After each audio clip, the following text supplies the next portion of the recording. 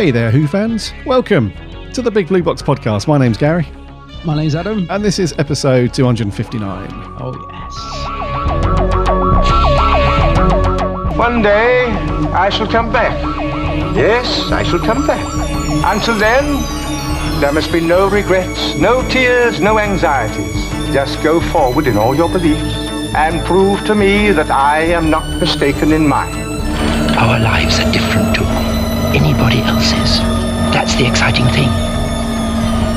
Nobody in the universe can do what we're doing. I've reversed the polarity of the neutron flow, so the TARDIS should be free of the force field now. You may be a doctor, but I'm the doctor. The definite article, you might say. The trouble with time travel is, one never seems to find the time. Change, my dear, and it seems not a moment too soon. Unlimited rice pudding, etc., etc. I am the Doctor! For now, for this moment, I am the Doctor again. The ground beneath our feet is spinning at 1,000 miles an hour, and the entire planet is hurtling around the sun at 67,000 miles an hour, and I can feel it. We're falling through space, you and me. People assume that time is a strict progression of cause to effect, but actually, from a non-linear, non-subjective viewpoint, it's more like a big ball of wibbly-wobbly, timey-wimey stuff. I could be a curator. I'd be great at curating. I'd be the great curator. I could retire and do that. I'm the Doctor. I've lived for over 2,000 years, and not all of them were good. I've made many mistakes, and it's about time that I did something about that. Bit of adrenaline, dash of outrage, and a hint of panic knitted my brain back together. I know exactly who I am. I'm the Doctor. Sorting out fair play throughout the universe.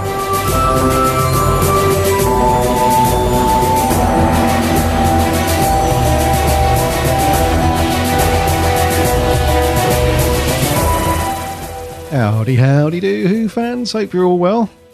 Especially hope you're all well at the moment, and you've had a cracking week, and you've all managed to do something. Doctor Who related. Yes, indeedy. What a crazy world at the minute, eh?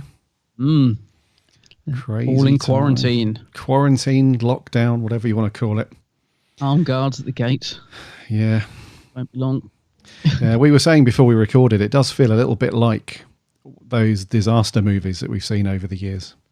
It does. Yeah, there was a film that comes to mind. A lot of people have said things like the film 2012 and all that stuff. But there was a really cool film that was out donkeys years ago called Outbreak, which is really good. It's Dustin Hoffman and somebody else. And that's a proper like disease outbreaky type of disaster movie. So if you want to get your sort of paranoia and your kind of media, if you buy into all the media paranoia, then that's a good film to get the balls rolling with that one. That's not going to help anyone. The balls rolling, so the wheels rolling. Is it? I'll just stick on Outbreak. That'll cheer me up. Yeah, yeah. No, I mean, like if you buy into all the, because the media doesn't help sometimes. You know, when you've got the science stuff going on, it's all good advice on what you should and shouldn't be doing, and then you see Sky News showing Clive in his shed, self-quarantined, and he's banging on about, in my day, we would have just gone out still. You know, it doesn't help, does it, all that lot? So no, that's right. So yes, it's a funny old time, but hopefully you guys are keeping yourselves safe, keeping yourselves healthy, and taking all the right precautions and all that stuff. And we are glad we are here to provide some content and stuff to keep you going through the dark times. We did mention with a few times actually over the years that doing the podcast is a great way for you guys to be kept in the loop and all that stuff for Doctor Who when there's nothing on TV. Doctor Who's now finished. So what a bloody time for this to happen, eh? Doctor Who's just finished. It's not on the TV anymore, and then this all kicks off. But anyways, as content creators and podcasters and stuff, it's good to be keeping you guys in the loop on what's happening and entertaining you, hopefully, a little bit while you're at home and stuck indoors and all that stuff.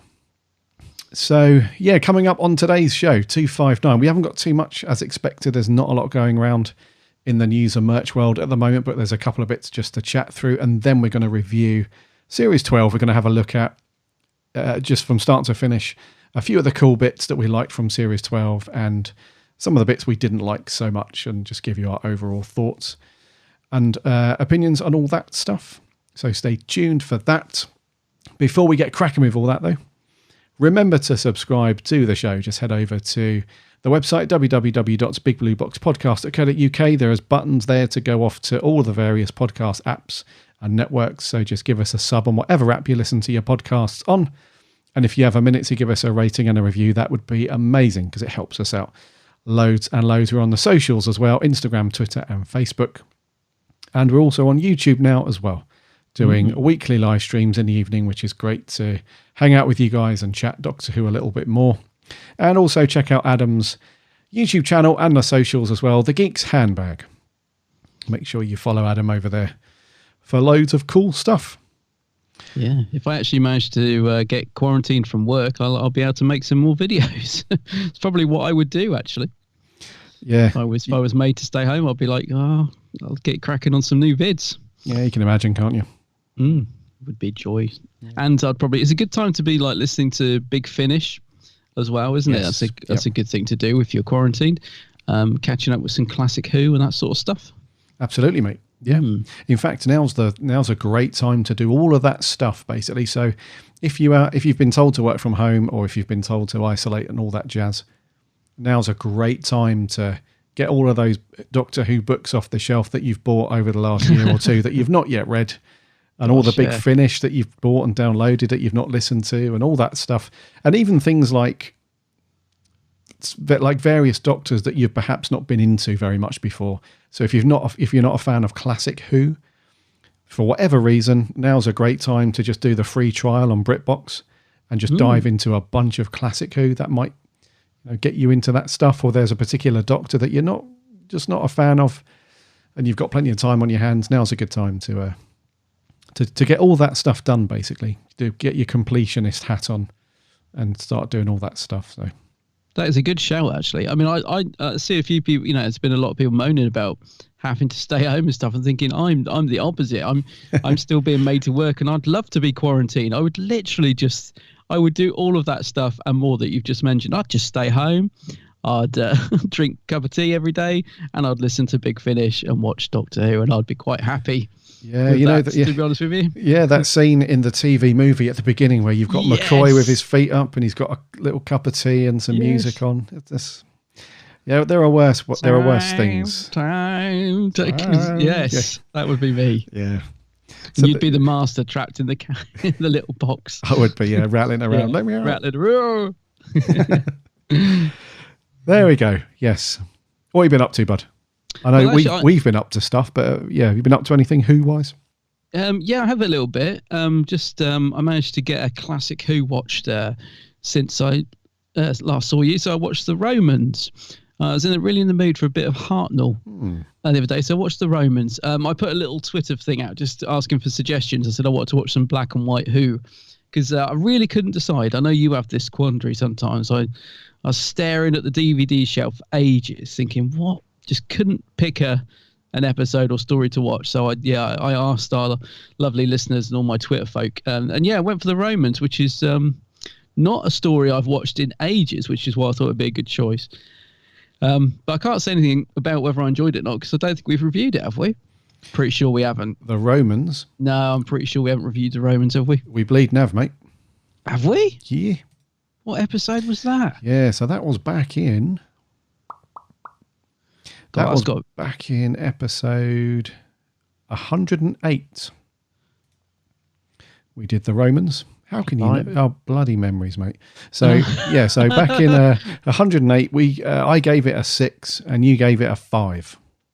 Did I really? Yeah, and you're going to surprise yourself now, aren't you, and say, I wouldn't have scored it that low. Well, actually, that is interesting because, I don't remember reviewing it, but that is interesting because... I thoroughly enjoyed it. I know, it's not a bad one, actually. I thought Hartnell was fantastic. He seems to be, he's like laughing and joking all the way through it. And I thought, that's probably the last time I watched it is when we reviewed it.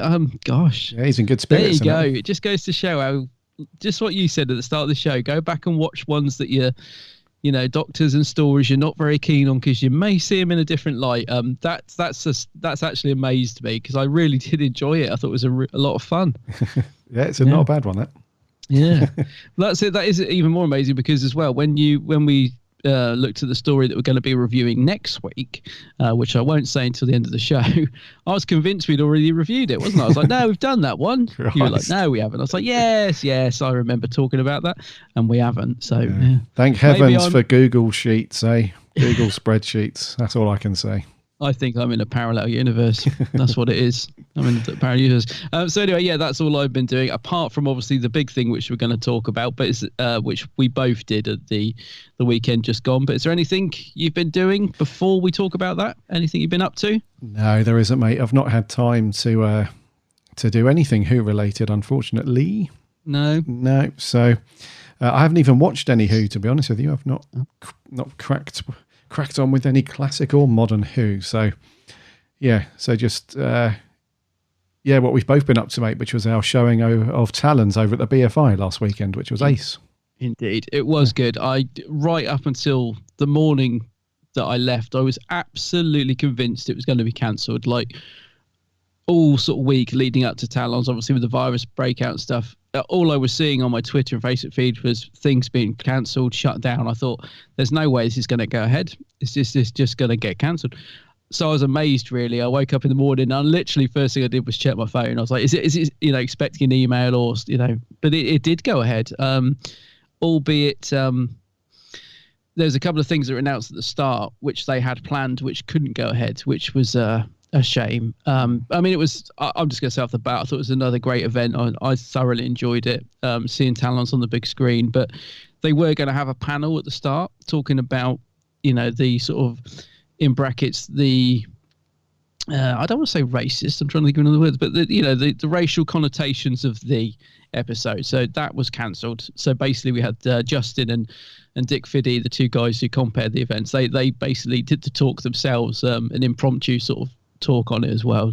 But the thing that, I don't know about you, but my heart sank a little bit. I mean, I'm so grateful that the event went ahead, so don't get me wrong, but my heart sank a little bit when Justin, the guy sort of who opens the show, said that they were going to surprise us all with guests, Matthew Sweet, Philip Hinchcliffe and Christopher Benjamin. But due to the virus, they were no longer attending. And I was thinking, how good would that have been to have had them there, especially Philip Hinchcliffe. I mean, just to hear him talking about Talons and tackling the issues in brackets that come with it. And and Christopher Benjamin as well. I just was like, I'm, as I said, so glad it went ahead. But there was just part of me that just, you could see all the stuff that they'd got planned for the event would have been amazing. But hey, it wasn't to be, and it was still a great event. Still great to see Talons. And Louise Jameson was there as well, which was lovely. She did a really good Q&A, didn't she? She did. Very good. Yeah, she's very, very candid and honest and funny and charming. And she's just a great guest to have on stage. And she did a little sign-in afterwards as well. So great event. Yeah. What were your thoughts on it? Did it live up to your expectations? Another good BFI event? Yeah, it was all right. Yeah. No, of course. Yeah. You cannot go wrong with the BFI events. They're, I was saying this, I did a little cheeky little Instagram live stream on the way to the BFI, which I normally do on those BFI events. And I was saying on that stream, I was like, you guys are probably sick of us. Like all the time we're like, yeah, the BFI. It's so good. But they really are great events. And there's nothing quite like watching classic Doctor Who in the cinema on the big screen. It's such a great thing. And one of the things that, this is not just a Talon showing, but all of the classic showings that we've been to at the BFI, one of the things that always amazes me, and I never pick up on it when I watch it at home, is just how funny a lot of the scripts are for classic Doctor Who. Yes. Because when I'm watching them at home, because none of the rest of my family, they're not into classic Who at all. So whenever I watch it here, I just watch it by myself.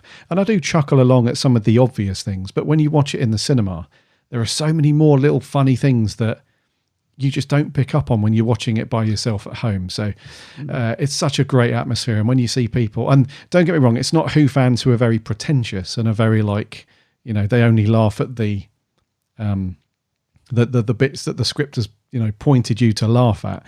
Everyone's always laughing and at the crappy effects and some of the over the top performances and stuff. So, who was the guy that played Greel? I can't remember the actor's name, but the guy that played Greel in it, he's really chewing the woodwork a few times, isn't he? Yeah, he's proper going for it, and everyone's just cracking up laughing at some of the over the top bits. But you don't get that when you watch it at home by yourself. You might chuckle internally. You might sort of roll your eyes and think, "Oh, crikey."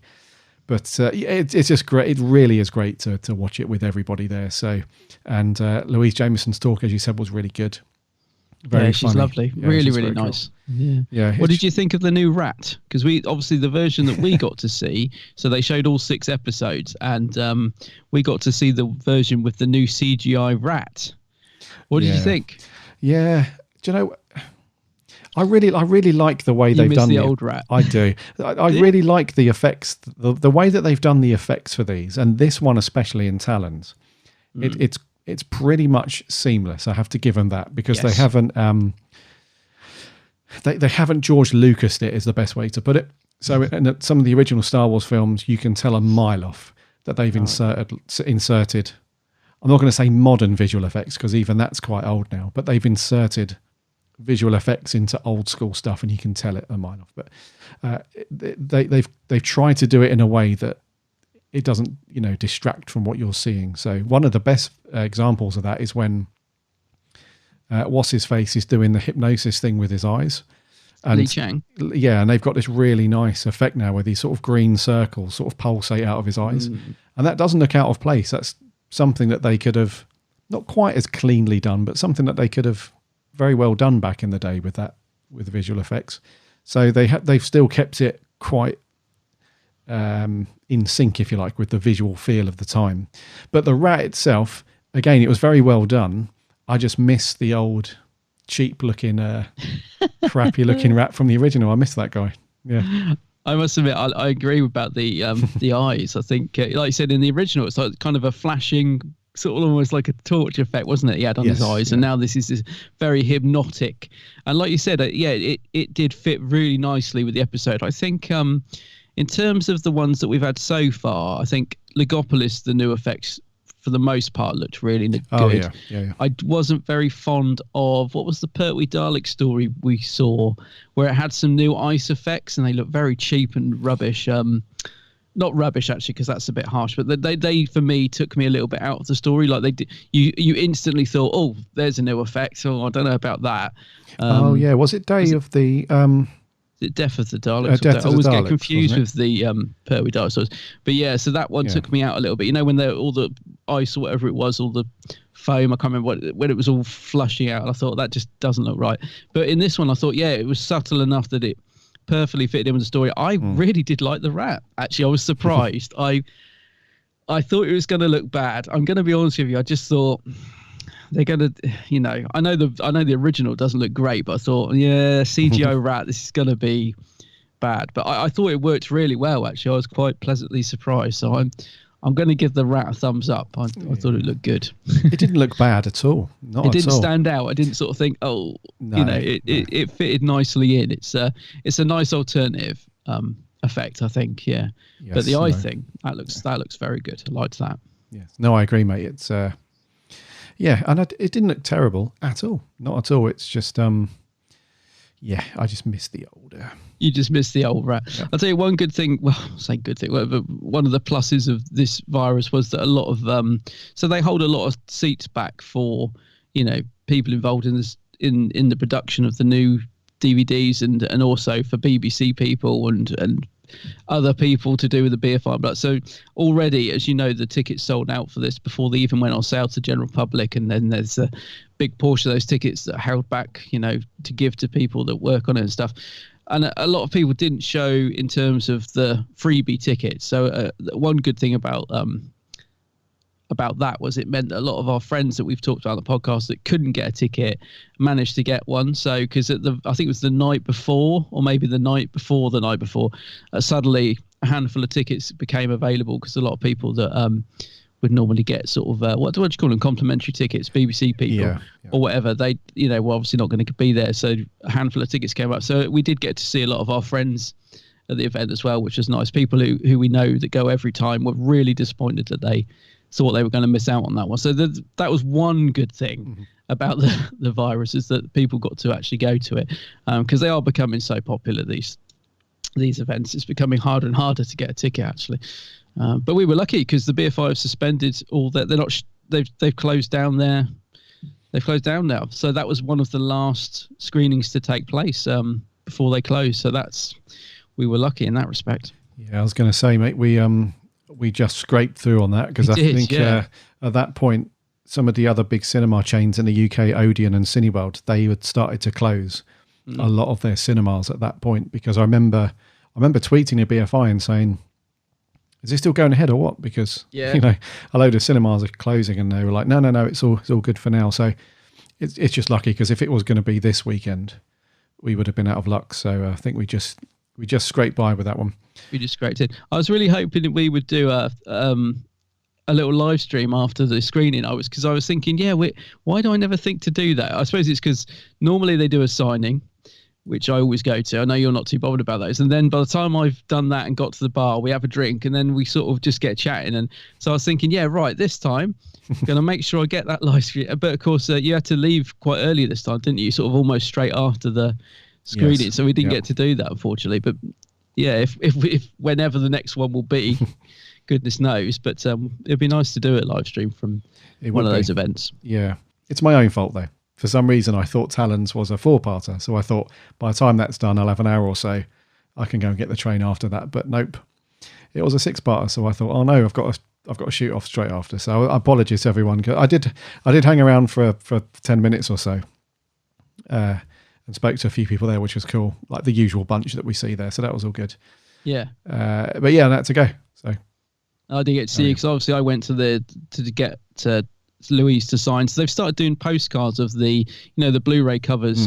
They've started doing postcards of those at the events, which I love. I love the fact they do that. So I went and got one of those signed by Louise. It's become a bit of a tradition, because now I'm sort of starting to collect them all. So I've got one signed by Sophie for the 26, one signed by Louise for the what season is it? 20? Oh no, what season is it? 18? Oh gosh, 14, isn't it? No. Whatever it is. The one that's I hate coming it up. when I can't remember the seasons, because it makes you feel like a fake fan. Anyway, fake fan. So I went off and did that. But yeah, another great event. Just love it, and I hope it's not too long till we get to another one. But I don't, as I said, with the current situation, who knows? But we can always do our own little events. We can do little live streams from home and just watch Who together, can't we? Because we've got a good got a good community out there, which is nice. Yeah. Yes. And Talons is a cracking story as well. So it was a really good one to go and see. How did you find watching? Because obviously we watched all 6. We did have a small break in the middle, didn't we? Where they brought on the guy who did the new Rat, whose name I can't remember, I'm afraid. But they brought on the new CGI guy in between episodes 3 and 4, just to give a little break up. And I think a lot of people were bursting for the loo, because you saw a lot of people rush out and rush back in. Yeah, I did. Yeah. But it pretty much, we watched all 6 in a row. How did you find that? Because sometimes, with a 6 or 7-parter, especially Pertwee, I always try and break them up a bit, and I find it helps. But I found it okay. I didn't find myself getting bored. I mean, I said to someone afterwards, I think Talons would make an amazing 4-parter, but it manages to sustain a 6-parter, I think, because of Jago and Lightfoot. I think if you took them out of it and had a 6-parter, I think it would not necessarily struggle, but it certainly wouldn't be as entertaining. I think for me, those moments that we get with Jago and Lightfoot help sustain those 6 parts. If you're watching them all in one go, certainly.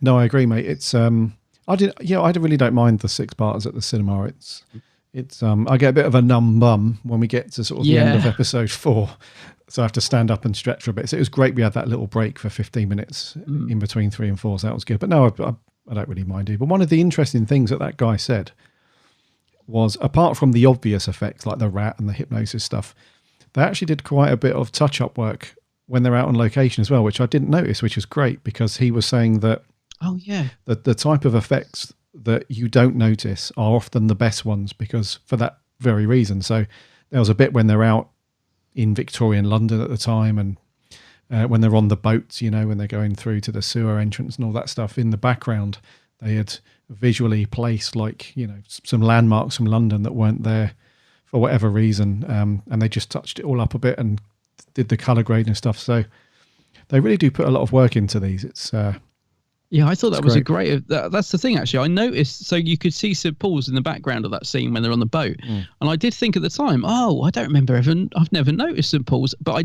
didn't think it was a new effect. I assumed it was because it had been remastered. I was like, oh, look how clear the picture is. I've never noticed St. Paul's before. But it was a really nice little, like you said, a little sort of touch-up that didn't needed doing, but it's really nice that they've sort of taken that care to just put these little bits in. It looked great. It does, yeah. Yes, it was as always, as we've said, it was a great event. I'm not sure when the next one's going to be now. I'm not sure if we're going to get through this period of weirdness anytime soon over the next couple of months. I'm not sure. But hopefully, when the next Blu-ray is announced and we get the showing for that booked in, we'll obviously be off to the next one. So we'll see. We'll see. Were you at all disappointed by, because we normally get to see a lot of the new features, and we got snippets this time. We didn't get to see, because we didn't get to see as much as we normally do, and I think there were two reasons for that. I think one, because Talons is a 6-parter, but I also think they'd allowed time for the talk at the start, which didn't go ahead. So I think the sort of extra features that we saw were probably cut down a little bit because of that. But it was nice what we did get to see. There was a Mr. Sin feature that looked really good fun. Deep Roy. Deep Roy interview. There's really we just got to see the intro, really, didn't we? Which was hilarious. I'm really looking forward to that. What else did we get to see? Oh, got a lump in the throat, dude, because they're doing a Sarah Jane. Oh my, that's going to destroy. So there's a tribute to Sarah Jane on there. Yeah, me too. Even though we only got to see a snippet, I thought, that's going to destroy me, that documentary. Same. Yeah. So that looked good. And they had the behind the sofa as usual, and in conversation with Matt Sweet. That looks pretty good. Oh, with Philip Hinchcliffe. Yes. I'll tell you one thing with that Sarah Jane, though, that really, despite the obvious, I also really felt for Louise Jameson, actually. Oh, God. Those bits, because it's no secret that her and Tom just didn't click. And Tom was very off with Louise when they were making the show at the time. They're very good friends now. We all know that. But when you watch the clips because that is one thing that has always bugged me about Talons, is how the Doctor is so cold towards Leela, because I love the character of Leela. I think I said this when we reviewed it. He never looks at her throughout the whole episode. It just, you can tell that Tom just doesn't want her there. There's no two ways about it. But so when you watch the clips, like of him and Sarah Jane, the warmth between those two, he's just so loving towards the companion Sarah Jane, and it's such a contrast to the Doctor's relationship with Leela. And I couldn't help but feel a little bit sorry for Louise having to sit there and watch that, because it is so stark in contrast, isn't it? He'd changed so much by the time Louise came on board. He didn't want a companion there. He didn't like the companion of Leela, and as is no secret, he just sort of blurred the lines between, Louise and the companion, and they didn't get on at the time. So he was, to be blunt about it, Tom wasn't particularly nice to Louise on set back in the day. And I think that sometimes comes across on screen, and it certainly does to me in Talons, as much as I love Tom. So I did feel for Louise sitting there, just because you sort of really feel the love between the Doctor and Sarah Jane, don't you? And the clips they were showing, and she did kind of mention it on stage in the interview as well, didn't she? Yeah, but anyway, they're all good. They are the best of friends now, and it's I'm glad about that. But it still must have been a little bit orcs when you watch that, because she can't help but feel like, fiddle, it wasn't like that with me. Yeah. No. Yeah. So it's just I'll say it's a shame. It's one of those things, isn't it? It's water under the bridge for those guys now, I suppose. Water under the bridge, yeah. However, I get what you're saying. So when we got to the special features at the end and they showed that big Sarah Jane tribute thing. And Tom's like, I adored Liz. And he's just, You got Louise sitting there in the audience. And to be fair, she did say, when she came up on stage, she did say that she got a bit of a lump in her throat. Because she's got no animosity, but towards Liz Sladen or anything. So it's... or Tom, no, yeah. Yeah, so it's just kind of orcs, as you say, to watch the to watch the episodes now. There's one scene in Talons when Leela comes downstairs in the dress that has been picked out for her, and Tom looks over and he shoots her a big smile and stuff, and there's a bit of warmth there, but that's the only sort of bit that you see those two like that. Like you said at the other times, he doesn't even look at her most of the time. And he doesn't. I was particularly watching this when we watched it this time. He doesn't look at her once at all. No. It's just one of those things that bugs me, because I love the character of Leela, and I think Louis Jameson's brilliant. But yeah, they do slightly warm to each other towards the end of her run, I think. A little bit. Yeah. But no, so to test your memory, bud. Mm-hmm. Oh God, have we reviewed Talons on the show? Yes, we have. Oh, you know that. Okay, so back in episode 104. Oh, there you go. Which was only 4 episodes before the Romans, mate. Funnily enough. Really? Yeah. And, so 104. I gave it an 8, and you gave it a 9. A 9, yeah. Which actually I would still stand by that. I think it's a very good story. Yeah, me too. Yep. Yeah. So that was us at the old BFI. Watching Talons, which is great. Hopefully we'll see some of you guys at the next one, whenever that may be. But shall we park the TARDIS and do a bit of news? Yes, let's do it.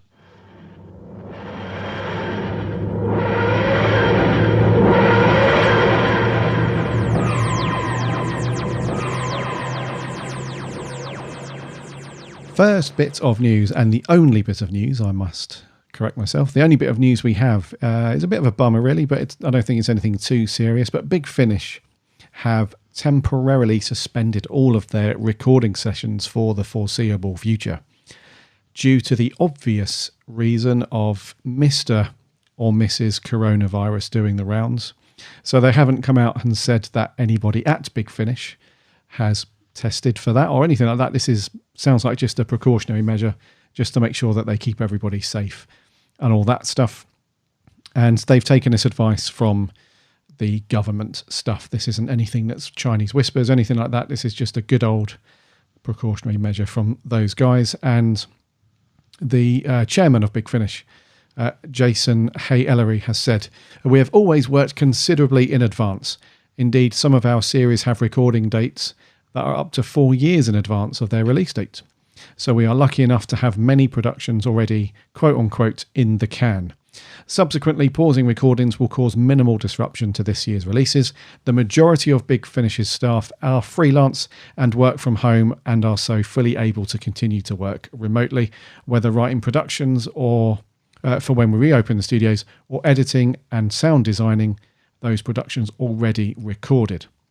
However, the safety of our actors is of paramount importance, and given the advice by public health experts to limit the risk of transmitting the virus, we have taken the decision to suspend our recording schedule in consultation with the studios that we have on a regular basis. We will obviously continue to review all productions on a case-by-case basis and take further expert advice where necessary. At the moment, it is our hope to proceed with the annual Big Finish Day gathering on the 6th of June at Quad Derby. If the situation changes, we will inform those who have bought tickets as early as possible. For now, however, it's business as usual for Big Finish. So I think this is a really good shout, buddy, from Big Finish, mainly because the bulk of the actors that they have for Big Finish are on the older end of the spectrum, should we say. And because they fall into a more high-risk category for Corona, this is a good move by those guys, because we'd hate to see anything happen to our beloved older doctors. Exactly. Yes. Yeah, can totally understand this. As I said, it's great that they record so far in advance, because I remember Nick Briggs saying about the Tom Baker adventures. I think they've recorded like you said, the next 4 or 5 years worth already, or something crazy like that. So yeah, it's great. They obviously planned well ahead. And it's absolutely right to take that action, I think. Makes you wonder, actually, has Series 13 been postponed filming? Because the BBC have started shutting down shows like EastEnders, which is currently suspended from filming, thank goodness, and something else as well. So I hate the soaps. I do. I just wondered if I don't know if Series 13's been affected yet in terms of the filming. I don't know when that was due to start, so maybe that hasn't been affected yet. No, I've not heard of anything. To be honest with you, I don't think that's even started production yet. No, I could be wrong on that, but I don't think that's starting production until the end of April, or was due to until the end of April. So I'm not sure. I think pre-production and all that stuff is full swing, and I'm not sure if that's being affected. We haven't heard anything, but then again, the BBC, God bless them, they have been a bit flaky over the last couple of series with news and updates and stuff. So I don't know, bud, but yeah, I don't think anything's too crazy for Doctor Who at the moment. No, but I think you said it. You're right. Big Finish is right to take this decision because, like, people like Tom Baker, for example. I mean, I was saying this to someone at the event. Is, you know, in terms of conventions and things, and also recordings like this, you know, people like Tom's in his 80s now, isn't he? And you know, will we see him at conventions again at the moment? You know, it's best that he doesn't attend, and it's best that he doesn't go to things like this because, you know, hate anything to happen to Uncle Tom.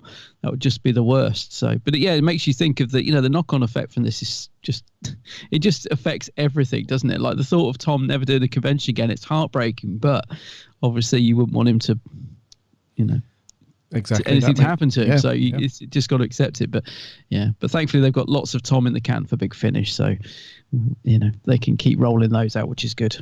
Indeedy. Yes. So that's all we have for news. Just that update from Big Finish. Nothing else really going on as expected right now. So let's see what we've got for merch. Okay. Merch corner. Merch corner. Merch corner. It's a bit rubbish, but it's pretty. It's very pretty. Well, there you are, young man. What do you think of that now, eh? A Viking helmet. I know, it's on the telly. It's everywhere. I don't know whether to be impressed or disgusted. I work in a shop now. It'd help.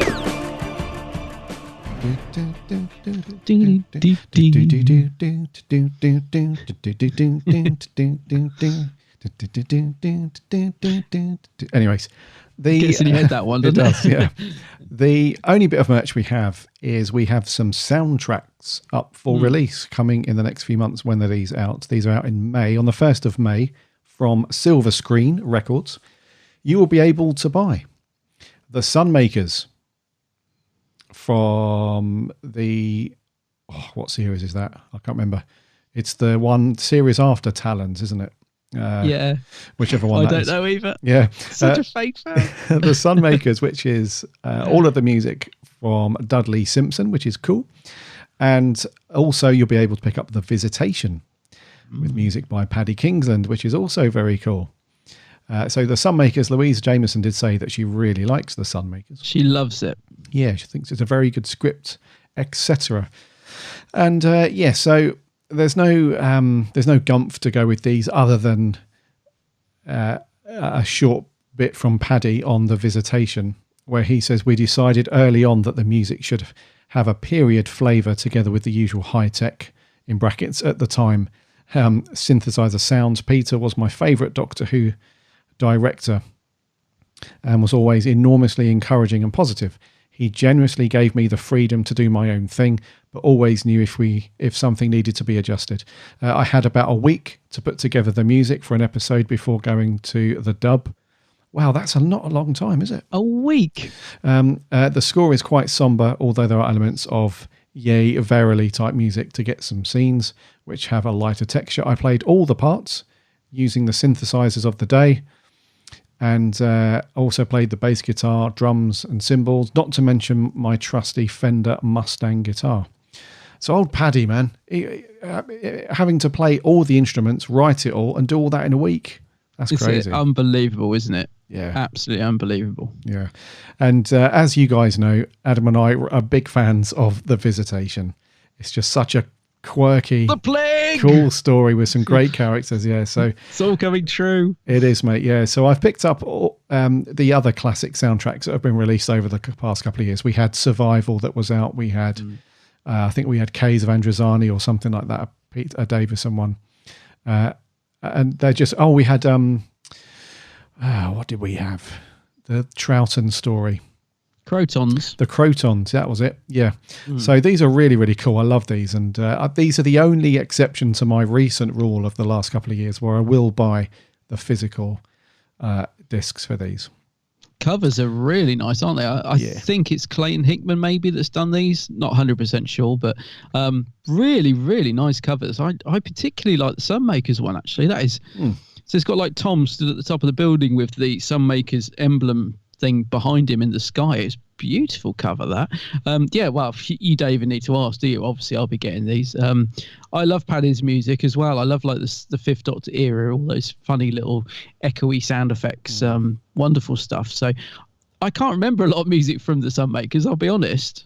But it's Dudley Simpson, so it's bound to be good. It's gonna be good. But like you, I was just thinking, what does that? I can't remember what that score sounds like. No, I can't remember nothing at all. I can't remember it. But yeah, I'll be picking up both of these. I'm wondering if they're going to do them on vinyl, because these would make beautiful vinyl covers. They would. Doesn't say anything, does it? It says CDs due out, but yeah, I'm not sure. They did vinyl for the others, so hopefully, cause I'll definitely get these on vinyl if they did. Talking to Dudley, while I remember, I meant to say to you at the time, did you spot him in Talons on the Saturday? I'm sure you know. He's in the orchestra pit doing the... That's right. Yeah, he's in there twice, isn't he? I thought, there's old Dudley. Hey, getting a little cameo. So, yeah, it was cool, that. Nice. Yeah. So, yes, these are definite pickup for me, my friend. Yes. Get them in the trolley. In the trolley. The virtual trolley, because I probably won't be getting to the shop, but get them in the virtual trolley. Yes. I'm just having a look at the other soundtracks that I picked up. I'm sure you picked these up as well. Oh, yes. It was Caves of Androzani, the Crotons, Ghost Lights, and the Daleks, Hartnell Story, and Survival. Yeah. Yes. They're all very, very good. Somewhere I've got the soundtrack to Terror of the Zygons, which is quite an old release on CD. That's a really nice score because it's quite different. But I don't know if that's even in print anymore. Probably not. It isn't in print anymore. Nope. I want the soundtrack to City of Death. Go on, hum the tune, hum the little thing. Oh, how's it go? Because I remember tweeting Mark Ayres saying, "Why don't you get that soundtrack? Why don't you get that City of Death soundtrack out, Mark?"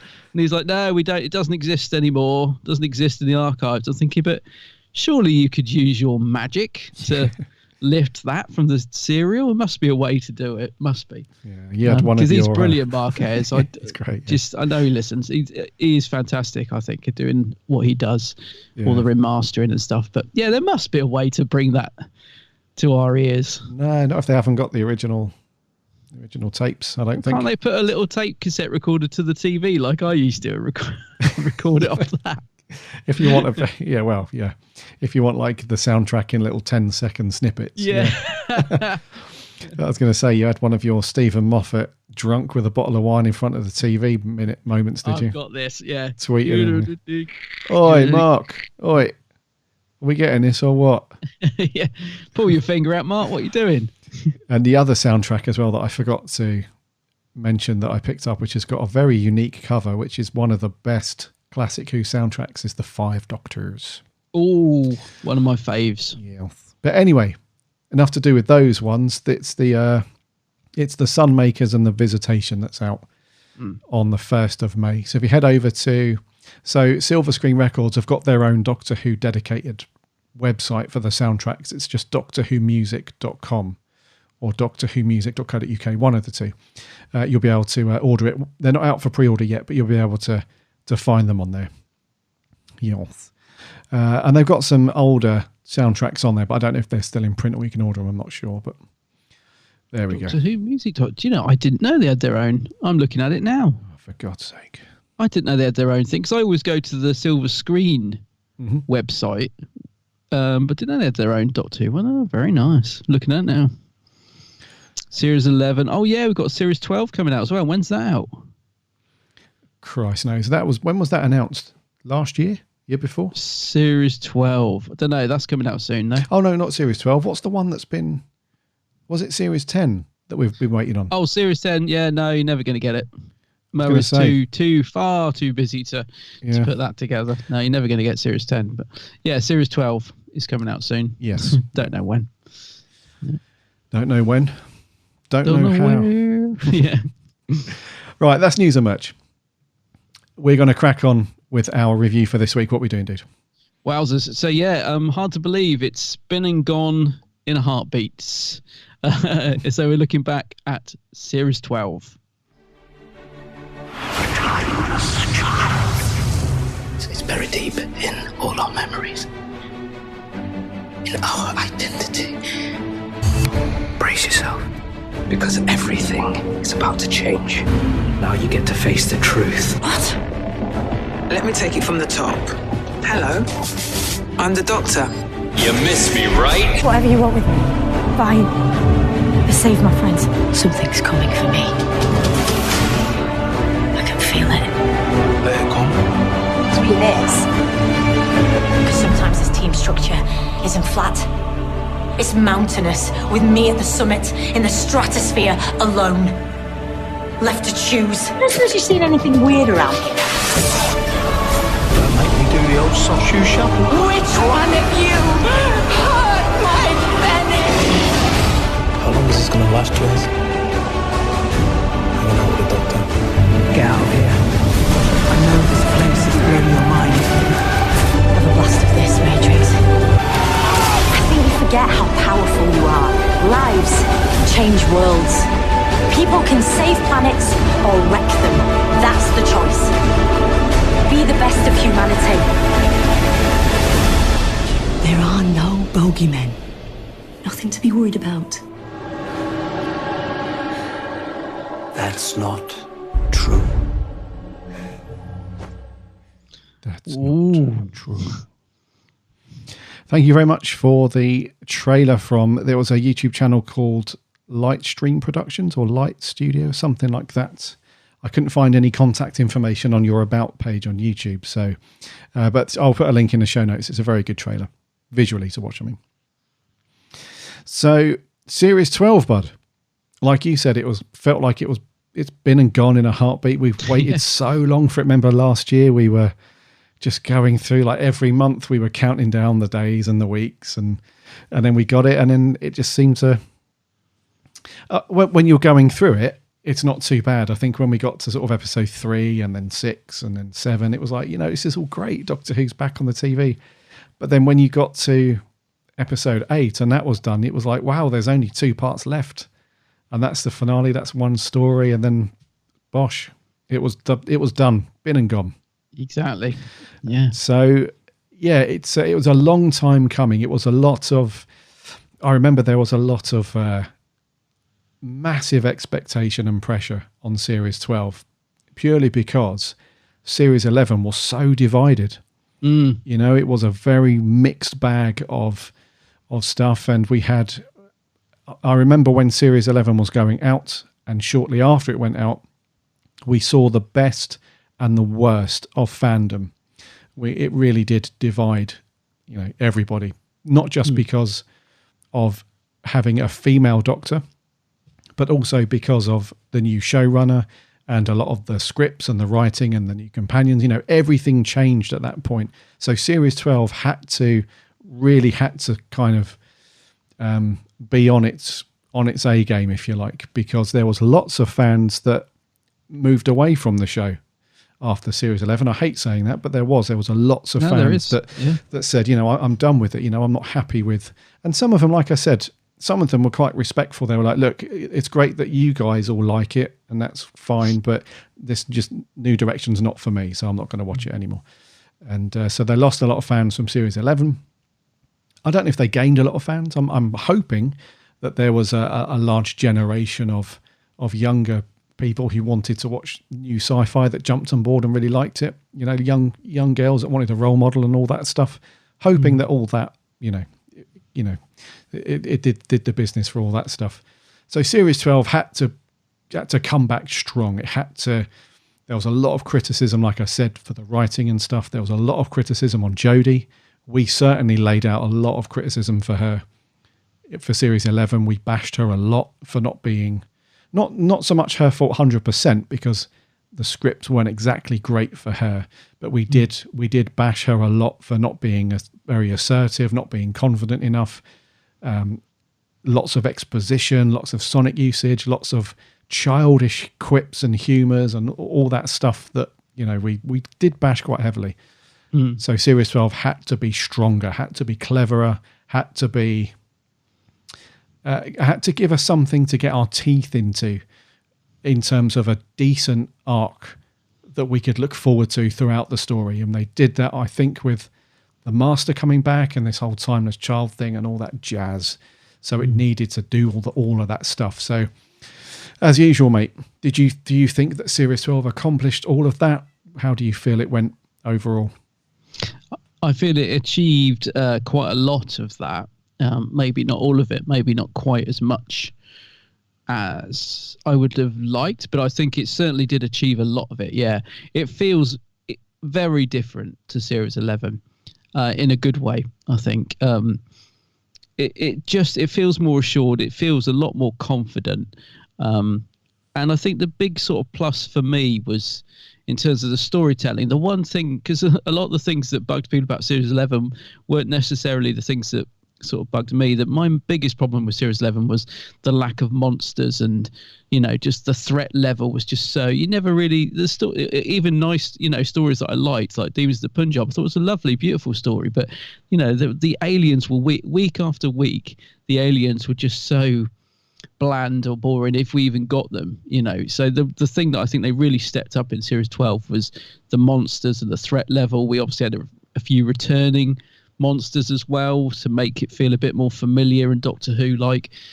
So yeah, I think you know, on the whole, I think they did up their game quite a lot, and I think Series 12 was certainly brave in many respects. I think the arc worked really well. Some people like arcs, some people don't. I think it depends how they're done, how they're resolved, that sort of thing. But I think they managed to just insert enough during this series in each episode to sort of keep you intrigued. And there are a lot of really good surprises along the way in Series 12. I mean, hats off to Chibnall for managing to keep these surprises under wraps, because that can't be easy, especially things like the Master reveal at the end of Spyfall. I know some people knew about it. I didn't have a clue. I was absolutely, I was absolutely stunned when he turned out to be the Master. I thought that was just brilliant. The Joe Martin Doctor, you know, a great reveal, a real I nearly saw a real WTF moment. Things like that, you know. So yeah, and Jack coming back as well. There were some really nice surprises in this, and it really, for me, I don't want to say it felt more like Doctor Who, because that sounds like a disservice to Series 11. And I do think, like you said, there was a lot that didn't click for us in Series 11, and clearly a lot that didn't click with long-term fans, I think. So I don't mean that in a bad way, but I think this felt more like Doctor Who to me. It had more elements of the past series to sort of bring it back into that universe. So I think in some ways Series 11, when you go back and reflect on it, now that we've got Series 12, might benefit a little bit from that, because it's, you know, it's like any series of Doctor Who. Like, I'm not particularly fond of the Key to Time, but I like the fact it's different. You know, it's kind of there. It stands out a little bit for being different. I think sort of over time, Series 11 will feel a little bit like that, in terms of, I don't think it'll ever be a favourite series, but I kind of like it because it tried to do something different, and it's takes a show in a different direction. So, but yeah, this definitely upped its game. I think Series 12, overall, there was a lot of stuff in there I really, really liked. There's still some things that I'm amazed they haven't ironed out. Like, the exposition telling is still quite ridiculous at times. And I think that's an easy fix. I don't understand why they can't just make it a more natural flow in the script in terms of conversation. I don't know why they keep constantly giving Jodie these long bits of dialogue where she's explaining everything. I'm sure that could be ironed out fairly easily, because it's still very noticeable. Yeah, before we get deep into it, yeah, just I think overall Series 12 was a decent series. There was a lot in there to enjoy, and more to go back and watch again. I think, you know, you can watch this and it will flow quite nicely, I think. Yes, I agree. What do you reckon? Yeah, so I'm with you on most of those points, mate. I can't really complain about that stuff. One of the biggest contrasts for me between series 11 and 12 is Chris Chibnall, you know. Yeah, absolutely. Yeah, it seems to be night and day difference. So so going back to series 11, some of the stories that he wrote turned out to be the least enjoyable for lots of people, us included. But this time around, some of the best episodes were the ones that he wrote. So it's obvious that there was definitely some kind of agenda for series 11. I'm certain of it. There was some kind of plan that they wanted to do something with Doctor Who. And I imagine it's a case of, right, Chibnall wanted to do certain things, which I think, I'm confidently sure that he got round to doing in series 12. But in series 11, they just had to go through that establishment period of like, right, let's establish the new Doctor, the new showrunner, the new composer, the companions, the new TARDIS. There was so much new stuff that I think they just had to go through the motions, if you like, and get all of that stuff established before they then, dived into the stories that they actually wanted to do, which is what they got round to doing in series 12. And the fact that the writing is such a massive turnaround from him between just one series after the other kind of lends to that theory, I think. I think, if you don't mind me just jumping in quickly, I think you're absolutely right. To me, series 11 feels like the series he felt like he needed to do. This feels like the series he wanted to do. Like I've always said, like, if you're a Doctor Who fan and you get a chance to make the show you love, you must have got all these ideas in your head that you've had all these years that you wanted, that you've always wanted to do if you got the chance. Yeah. And I feel that, like you said, I think series 11, he probably wanted to establish a few things, but once he'd done that, he was going to do the series where he's always wanted to do. Like, clearly the Timeless Child thing, I am guessing I don't know. I've never been inside Chibnall's head, but I'm guessing, over the years when he's thought, if one day I'm producer of Doctor Who, what would I like to do with it? I'm guessing that's what he'd like to do. A lot of people have said it's like fan fiction, but then surely anybody who's a Doctor Who fan that gets to make the show, that's what they're going to do, isn't it? So it's what they've always wanted to bring to the show. So yeah, I absolutely agree with you on that point, I think. Yes. Yeah. No, it's just, sometimes you can tell, like with certain actors who play the Doctor or writers and stuff, as you go through, if they've been on the show for a while, you go through each series and they have these little peaks and troughs, nothing's ever amazing all the time. And similarly, nothing's ever terrible all the time, but you have these little peaks and troughs. But with Chibnall, it's like, Christ, like, you went from down here to doing pretty poor scripts from, overseeing and writing to like up here where it's now like these really, really good stories. So I think there must be an element of that in there. And also we can almost apply the same thing to Jodie, really, because she's had a bit of a turnaround from series 11. One of the two biggest complaints we had about her in series 11 was and I'm not saying this falls at Jodie's feet entirely, because there's an element of, like any actor, you can only work with the script that you're given. You have to rely on the quality scripts to be able to shine, with your character. So this is not all at Jodie's feet. However, we felt like even in some of the scenes where she had like a little speech to do or whatever, or she was confronting somebody, she just didn't come across as assertive and sort of owning the scene and owning the show as, all the previous actors who have played the Doctor have done. And secondly, again, this is down to the writing mainly, but these childish little immature moments of humour, which are okay from time to time, but she seemed to do them all the time in series 11. So here we get a much sterner Doctor, a lot more darker Doctor. I think it seems that the companions and the Doctor, there was a bit more of a divide in this series. So the Doctor was a bit darker. She could tell that something big was on the horizon, something big was coming. And she didn't want to endanger those guys for a start, but also she closed down a little bit when they started to prod into like, who actually are you and what's your history and stuff. She kind of closed down a bit.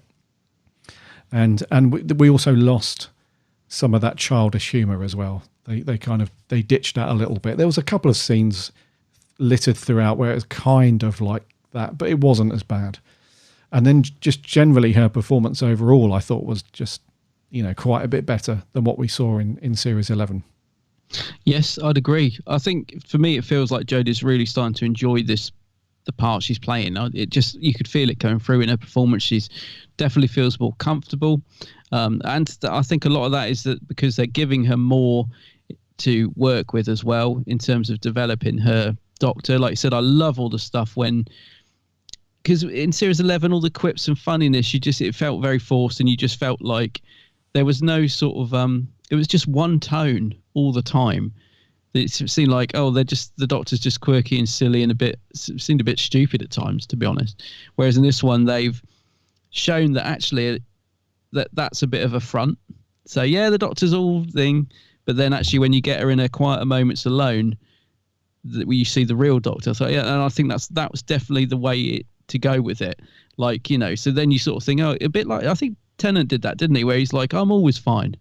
It just shows that the Doctor puts on this front. He wants everybody to be happy. He wants everything to be good. But underneath it all, he's got it all going on. Mm-hmm. He's trying to think how to actually solve the problem, defeat the villain. And whereas we didn't see much of that side in Series 11, Series 12, we've definitely seen the other side of the Doctor of when she's alone, she's, worried, she's concerned, she's wants to be isolated. And and I really liked it when we got scenes like that. It was just so nice to see a bit of development. And Jodie, I think, really stepped up to the plate. She really upped her game in those scenes. I do still feel a little, I've really warmed to her, but there's still just a little something missing at times. And I'm going to just come back to something you said in the Time That's Child review when you said about the fire in her belly. I think sometimes she's given lines that I just think she throws away a bit in terms of her performance. So there's a scene where she turns to the Master and she's like, has it cured the rage? And she just says it really sarcastically. I would have loved to sort of like really tear into him. Like, has it cured the rage? Let's see a bit more fire from Jodie, because I think she'd be fantastic if she was directed a bit like that sometimes. Not all the time. I just want to see her lose it a bit more, because when you see her give a little bit of that in her performance, you think, gosh, she's good. But I think, again, I'm not trying to make excuses for Jodie, but I think a lot of it is down to the writing and the direction. Like there's a scene where the Master says, I can see it in your eyes, Doctor, and she does this sort of almost childish, she sort of looks away, it's don't look in my eye, and think it's sort of, it's like she's in a play. You need stronger, you need the director to say, no, don't do that, just look at him, and get intensity. Because when her and the Master were up against each other, when she's faced with a real someone giving a good performance, she gives just as good as them. And so in the scenes of her and Sasha, she's absolutely nailing it. But again, we just needed to see a bit more of that, I think. But yeah, she's definitely up to game. I am warming to Jodie. I just still don't love her as much as I do other Doctors, and that's a perfectly natural thing. It's like any Doctor. There are Doctors that I like more than others. It's just the way it's going to be. She's never going to be, I don't think, up there with any of my favourite Doctors. It's just something missing for me in terms of the connection. But I do think she's a good Doctor. She's definitely, she definitely holds her own, I think, after this series. Yeah, I think she does. Yeah. And I think Series 13, if we go on the improvement from 11 to 12, I think Series 13, we should, fingers crossed, get an even stronger performance from Jodie. I hate doing this as well, but I hate comparing, performances and actors and stuff. But if you think about, remember in The End of Time Part 2, when David Tennant he thinks he's defeated everything and he saved the day. And then when Wilf taps on the glass, that the next 5 minutes from Tennant there, when he's literally screaming at the top of his lungs, like, so much more. That's the kind of thing that I wanted to see Jodie be like when she's confronting the Master. Just that real, just out and out, either, that emotional outpour, combined with a little bit of anger and stuff. That's the kind of thing that I really wanted her to. And there were some scenes, like you said, there were some lines that she almost threw away where she had the opportunity to do that. And maybe she did. Maybe that stuff that's ended up on the cutting room floor. Maybe she did. We don't know. But the direction and the writing has come through like, and I think we said it a few times, that it feels like not just Jodie, but some of the episodes at times where they're going through it and you feel like, right, this is a good episode. And you get to sort of 80-85% and it stops there. Yeah. You know, it's got this glass ceiling that it can't seem to sort of get through. There's like that extra chunk where if they just allowed her, or not, that's the wrong phrase, if they pushed her to get to that point a couple of times, then we could have had a couple of 10 out of 10 stories or 10 out of 10 performances. But I don't know, it just, even some of the better stories in this one, like Spyfall, wasn't too bad, but things like Fugitive of the Jadoon and the finale two-parter and the Villa Dietardis episode, even those episodes that we rated fairly highly, that are great episodes, they still just couldn't get up to that point because of a few scenes where Jodie was just like, it's frustrating in a way, because we can see that she's absolutely such a great actress, and she could probably do that with her eyes shut if she was allowed to. But she was, I don't know, it just felt like they're keeping her at this kind of simmer level. She's like simmering rather than boiling, if that makes sense. Yeah, no, I do. I do know what you're getting at, because I think that is the thing. It's more the way that they sort of very often write her doctor to be 2 steps behind the answer or the villain. Like they do write her a little bit silly sometimes. Like she always seems to just be 1 step behind in terms of solving. You know, I know you've got to do that because the doctor can't just solve it in the first 10 minutes, but she quite often seems sort of quite cowardly in the way she's written. And I don't like, I want to see the doctor stepping up. And that's why I liked the scenes between her and the master. The bit where she grabbed the master's throat. Brilliant. Let's see the doctor losing it a bit, don't be afraid to push her to those limits, and the great scene at the end, which kind of just lost it, was, when she was going to detonate and she's really facing off the master. He's like, go on, do it, doctor, go on. And she's like, oh, is she going to press the button? And then she just runs off. And I'm sure they could write, again, I am going to put this at the foot of the writing. I'm not making excuses for Jodie. There must have been a way to have written that scene better, because it was reaching, like you said, it was like 80-90%. Oh my God, the doctor's, what's she going to do? Oh, she's going to give it to someone to kill himself and run off. Oh, don't write the doctor as a coward, or, and I don't know. I just wish that they would write her a bit more intelligent, and a little bit more. Actually, to be fair, they did write her a bit more in terms of she did stand up to a few people a bit more in Series 12, actually. She did. I'd like to see a bit more, because the reason I've backtracked on that is because I'm thinking of Orphan 55, where the doctor walked in the room and she was very she was very strong, actually. I remember she's quite confrontational with one of the characters in that, so that's why I backtracked there, because there were moments like that where the doctor walks in, totally takes charge, like in Orphan 55 she did that at the start, so that's why I backtracked there. But I'd like to see more of that. There are so many scenes where the doctor just seems to look a bit gormless, and I know she's supposed to be in peril, worried, whatever, but it happens a bit too much, I think. I'd like to see her more command in the room. Especially if you're a fan of classic Doctor Who as well as modern Doctor Who, because even Talons that we watched at the weekend, when the Doctor and Leela arrive in London, the first thing they see is this poster, isn't it, for the magic show, and as soon as the Doctor sees that poster, you can see the cogs working. Yes, yeah. In his mind. Absolutely. And he's already piecing together. And then as they're walking around the streets, it's a bit like when McCoy's Doctor, when they arrive back in Perivale in Survival.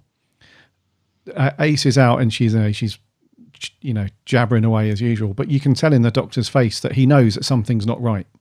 And he immediately starts piecing together all the clues. And there's nothing even obvious around him that jumps out that says, right, this is the problem, but you can just see the cogs turning. Whereas you don't get that with Jodie. It's almost like you said, she's a step behind, and that's, I think, why we get all that exposition, because we're seeing obviously the story and the adventure through along with the Doctor. So because the Doctor's a step behind, we get all that exposition because we now need to be caught up because we're behind as well. Absolutely. So we get all of that. We didn't get it as much in this series, but unfortunately we did get it a few times, but we do have those moments where, right, as the viewer, we're like, oh, it's probably that, or it's probably that, or it might be that. And then the Doctor goes through it. It's like, oh, yeah, we thought it was going to be that. So I completely see what you're saying, mate. The cogs turning is a major thing. That's it. You kind of hit the nail on the head. That's what I want to see. I want to see, even if the Doctor hasn't got the answer yet, I want to see more of, like you said, her thinking it through. Like, I like to think the Doctor's in control even when he hasn't got the answer. Like McCoy was great at that. And I'd like to see the Doctor sort of being a bit cleverer. So again, going back to Talons, when the Doctor's trapped in the underground dungeon or whatever with Jago and Lightfoot, instead of like now where the Doctor would just use a sonic and open the door, the Doctor builds he uses what's in the room, doesn't he? He's like, right, disconnect that gas pipe. Let's get this door blown off. He uses his brain, and I would love to see 13, being written to use her brain more. Just make her a little bit more intelligent, a little bit more switched on, I think. So, yeah, again, I know we shouldn't compare Doctors, but you do, because it's supposed to be, at the end of the day, he's supposed to have all that knowledge, isn't he? Yes. That he's lived a long time. Mm-hmm. So so I would just, in terms of enjoyment as well, I'd just love to see the Doctor more active in terms of solving situations, and maybe just not always relying on the sonic. I mean, that scene where she was tied up in Can You Hear Me, and the blimmin' sonic did a lightsaber, sort of shot out of her pocket into her hand, which is still not quite sure how that happened. It's so easy. And I know people are going to say, yeah, but we've only got 50 minutes to tell the story, not 6 episodes. Fair enough. You've got to move the story on. But when it's week after week, it gets a bit tiresome, really. It gets a bit lazy in terms of, I just would like to see her doing something different, for 1 week. Yeah. No, I completely agree. And even when the Doctor hasn't got all the answers in front of him, he's still got that grand plan sometimes in previous Doctors. Like something like the Capaldi story, Heaven Sent, where he's basically trapped for thousands of years, going round and round in circles and, chipping away at the wall and stuff. Even then he's got, I don't know, he just seems to know what's going on. And he's got like the long game sorted out. The cogs have turned, he figures out what he needs to do. Yeah. We just don't quite get that with Jodie.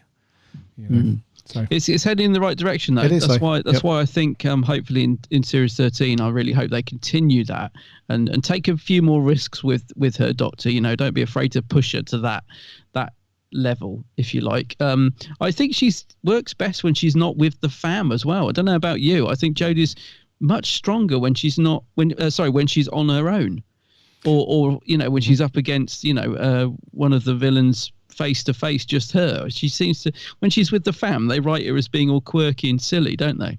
Quite a lot of the time. When she's forced to just go on her own, she seems to really get stuck in, and I like that. No, I completely agree, mate. There were some stories where they did separate the companions out a little bit more this time, which was good. And it was great when she was just on her own, got a detective hat on, and she's out there doing it, and she didn't have the constant, because that's one of the downsides to having quite a busy TARDIS team, is that you've always got somebody chatting away or doing something. And we had it back in Davison's era for a while, where there's always somebody chanking on, and you just want the Doctor just to shine through a little bit. And you know who I mean by chanking on as well.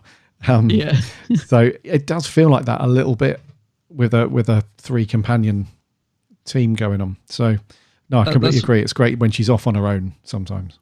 That's one of the things I'm not sure that did improve in series 12 was the use of the companions. I think there were good things. I think Yaz's development was good. I've really warmed to Yaz. I like her. Graham kind of got pushed in the background quite a lot this series. He still had a few funny lines. There were some great bits when he was dressed as the Cyberman, couldn't get the cyber helmet off. Comic relief stuff, great.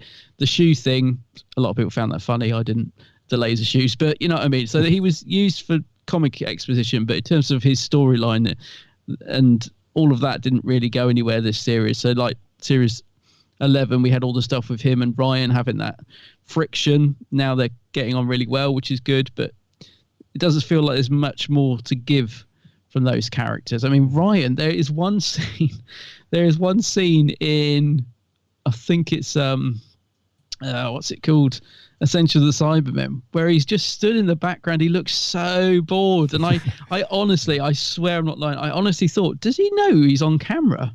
Like, did he even realize they were filming? Because he looks like he's just zoned out. It looks like he's just waiting for them to shout action. It just, there were lots of times when Ryan just looks incredibly bored. So I think it was good that they split them up a lot in this series. They did try to make it interesting in that respect, but I still think they struggled to find things for them all to do, which is why I just kind of liked it when, they're out the way, let's let the Doctor get on with it. It was better to watch. Indeed. Yeah, talking to the companions, we had a bit more from Yaz this series, which was good. I like Yaz. And we had a bit less from Ryan and Graham, which I think was needed, because because we had the whole Ryan and Graham thing escalating throughout series 11, so there wasn't much more for those guys to do for in terms of their storyline. So we got to see a bit more from Yaz, which is good. And Yaz was actually pretty good throughout series 12. I really like Yaz. I do. I must admit, going forward in series 13, though, I don't. Even though I've liked Yaz, I think they're kind of done. I would really like to see the Doctor get a new companion in series 13. A bit like with Bill. When we brought Bill in series 10, it really freshened things up, and Capaldi gives a quite a different performance in terms of his relationship with the companion, and it just made it so much more interesting. And I really do feel we could do with that in series 13. If Yaz is to stay on, I'll be happy with that, but in many ways I would like to see a new companion come in. I'd like to see all three of them go. I kind of feel there's story's done. They were there, they introduced the new Doctor. I'm not sure how much further we can go with their characters, to be honest. I would love to see a new companion come in, just one as well, just the Doctor and a companion, totally freshen up series 13. That's what I would like to see, but I don't know if we'll go down that road, to be honest. Well, we've had some rumours, haven't we, from a certain newspaper in the UK that Tosin Cole and Bradley Walsh have, once the special goes out, The Revolution of the Daleks, that's their last story. Yeah. So it feels like if you go on that, which we never do anyway until it's officially announced, then it might just be a Doctor and Yaz situation for series 13. Which could work, I think. Yeah. Could work well. Yeah. Okay, but I'm definitely up for a smaller TARDIS team. Yeah. At the moment, it must be a real struggle for the writers to find stuff for those guys to do every week, and they haven't. There are some episodes where you have companions just standing around, like you said, just standing around in the background, not contributing much, and it's a real big design challenge for the writers to make it useful for them to be around, basically.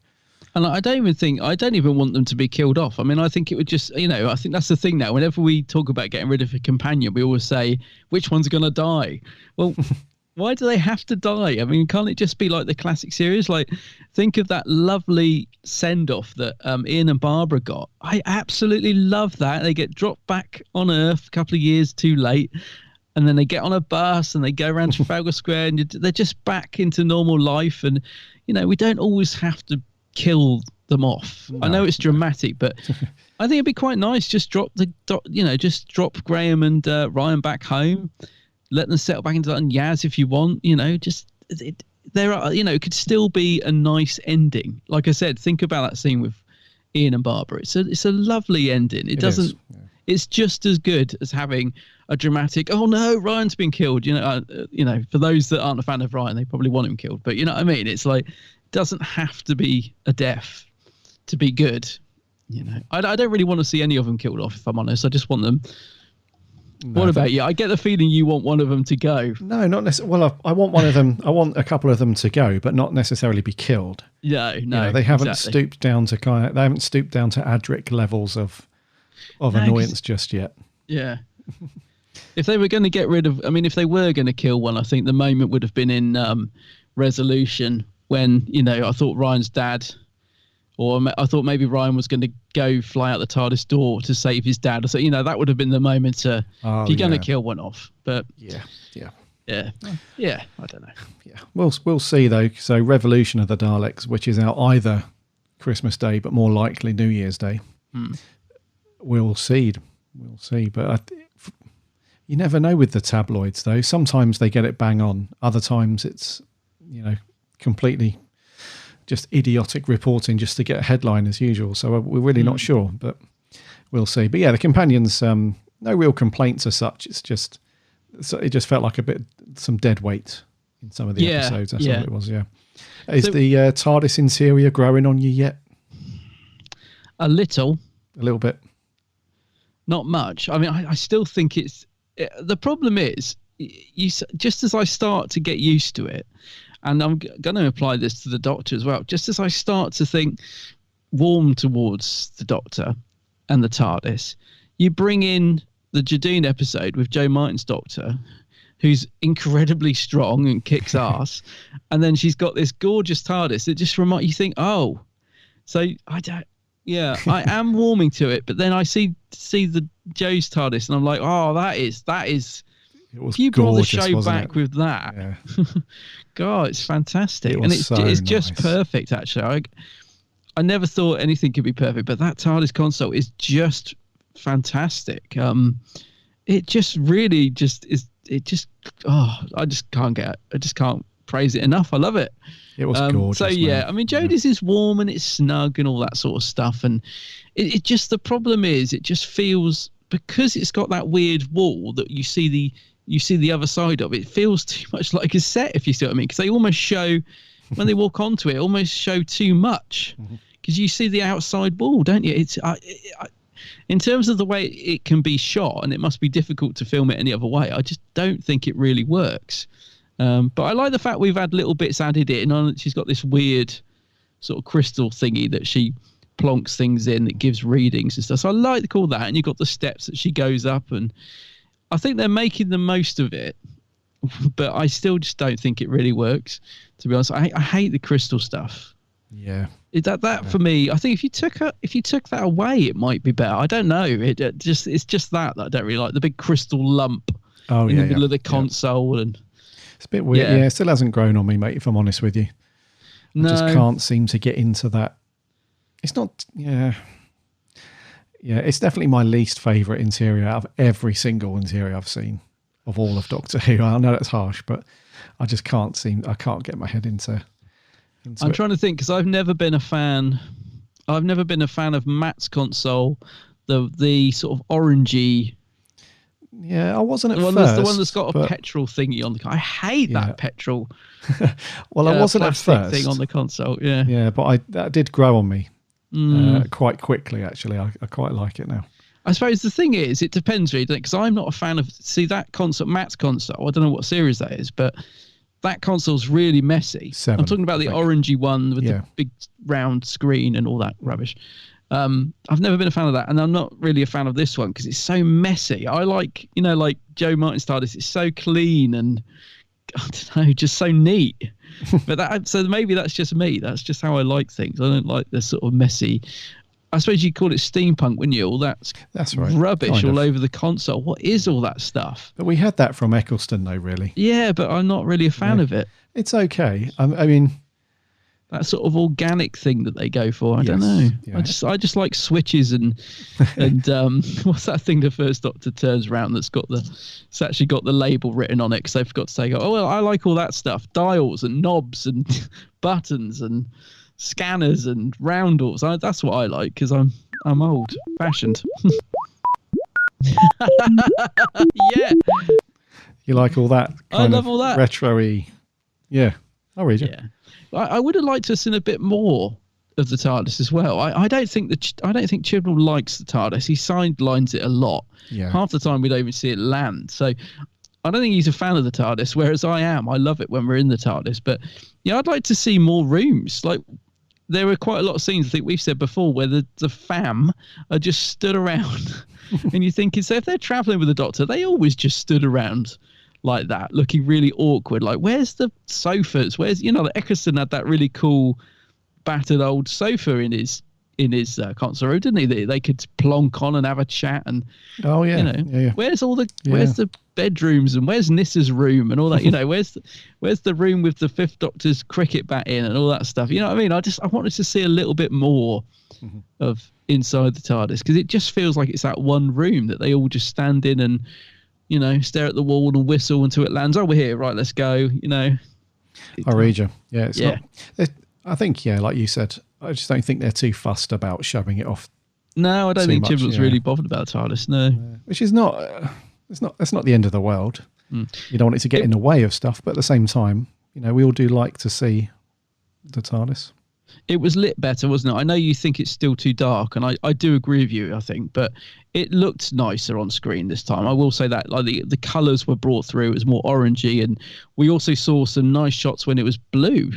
I think. Was it blue? Because I am colourblind. It could have been green. Do you remember when she sort of colour changed? Oh, yeah, it was blue. For a couple of scenes, which really looked nice. So, yeah, I think they're working with what they've got. But it'll never be a favourite, I don't think. No. Before we move on to our overall score and stuff like that, I've got a couple of questions for you. What did you think to the arc stuff that they did then? Because when we got to the end of our reviews for Series 11, I did say that all of these individual little episodes, everything's great, but it would be nice if we had a little sprinkling of Moffat on some of this. So not as like heavy duty as some of the arc stuff he used to do. And they did that for this series. Now we had the introduction of the Master, who came back, who then ultimately provided the big question to everything in the finale, and that also links into the arc as well, which is the whole timeless child thing. So, what are your thoughts on that? And as an offshoot to that question, your view on the whole? Well, some call it changing of canon. Some people call it adding to the canon. Some people call it destroying the canon. What are your thoughts on that stuff? I like the way the arc was done. I think, as I said, I think they injected just enough into the episodes just to keep you interested and wonder where it was going. So I thought in terms of that, it was a good arc. The resolution to the arc, I'm still very conflicted on. I think I said on our review that I quite would have liked it if the timeless child had turned out to be Susan.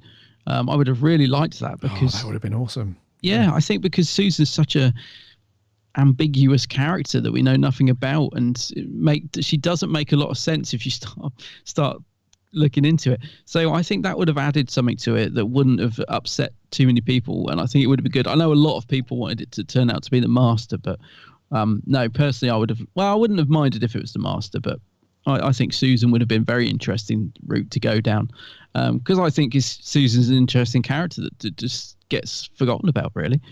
But the thing I don't like about the answer to the arc, the Doctor being the timeless child, is that I just don't like the thought that there are millions of Doctors running around out there. It for me comes back a bit to the console thing. I like things to be kept simple and neat. I like the fact that there was 13 or 15 Doctors or whatever out there, and that was it. And you know who they are, and you know what they've done, and you can go and watch all their adventures. Now I don't like the fact it could be anything. I know some people will. It's just me. I just don't like the fact that, that could be the Doctor. I mean, the Doctor could be talking to himself in a room and he wouldn't even know. It's just, for me, it takes it to a bit of a different level. So that's the side of it I don't like. Right. I'm still not 100% sure how I feel about the Doctor not being a Time Lord anymore. That, again, doesn't sit very well with me. Because, and I am a massive fan of Hartnell as well. So I just like the fact that he was the first. And I know in some respects he still is or whatever, but again, it has changed something. So although I enjoyed the episode very much and I thought it was an interesting idea, and it does freshen things up and open up a lot more questions, I think it also opens a can of worms, and I still feel quite conflicted on it, to be honest. But to answer your question, I do think it was an interesting arc that worked very well in terms of the series itself. I just don't know how I feel about how the arc, the answers really, but I don't think I ever will. I think it'll be one of those things that I'm always conflicted about. You know, I don't know if I'll ever like it or dislike it. I just think it's an interesting take on the series. Yeah. No, I read you, man. Yeah. I really liked the Master coming back, and I thought Sacha Dhawan was such a great Master as well. Like, we've seen like crazy wacky from John Sims in the past. But this was a much more sort of psychotic, evil Master. He was. Yeah. I mean, he didn't hesitate to shrink people. He was. Yeah. I think he was superb. Actually, really great casting. Yeah. The reveal was fantastic, wasn't it? Oh, it was great. The way he subtly changed his performance from being like that. Well, you've got me, Doctor. You know, it was brilliant. I mean, that was such a good cliffhanger, I thought. Yeah. And I'm not sure if anyone else has picked up on this, but I feel like they took inspiration from Heath Ledger's Joker from Batman for his Master, you know. Because, I can see that. Yeah, because his costume as well, his outfit was that kind of purpley colour, so it harked back to some of the older... Like, if you look at Heath Ledger's coat in The Dark Knight, it's almost exactly the same colour. And just his outfit was very Jokery from Batman, I felt, when he had the purple suit on. But just his performance as well, like the way he like instantly flicked between sort of laughing, that maniacal kind of evil laugh, to that sort of face twitching, eye twitching sort of start. Like, it was very Heath Ledger to me. I just felt like, because he did a Q&A on Twitter, I think, I don't know, halfway through series 12, I think it was.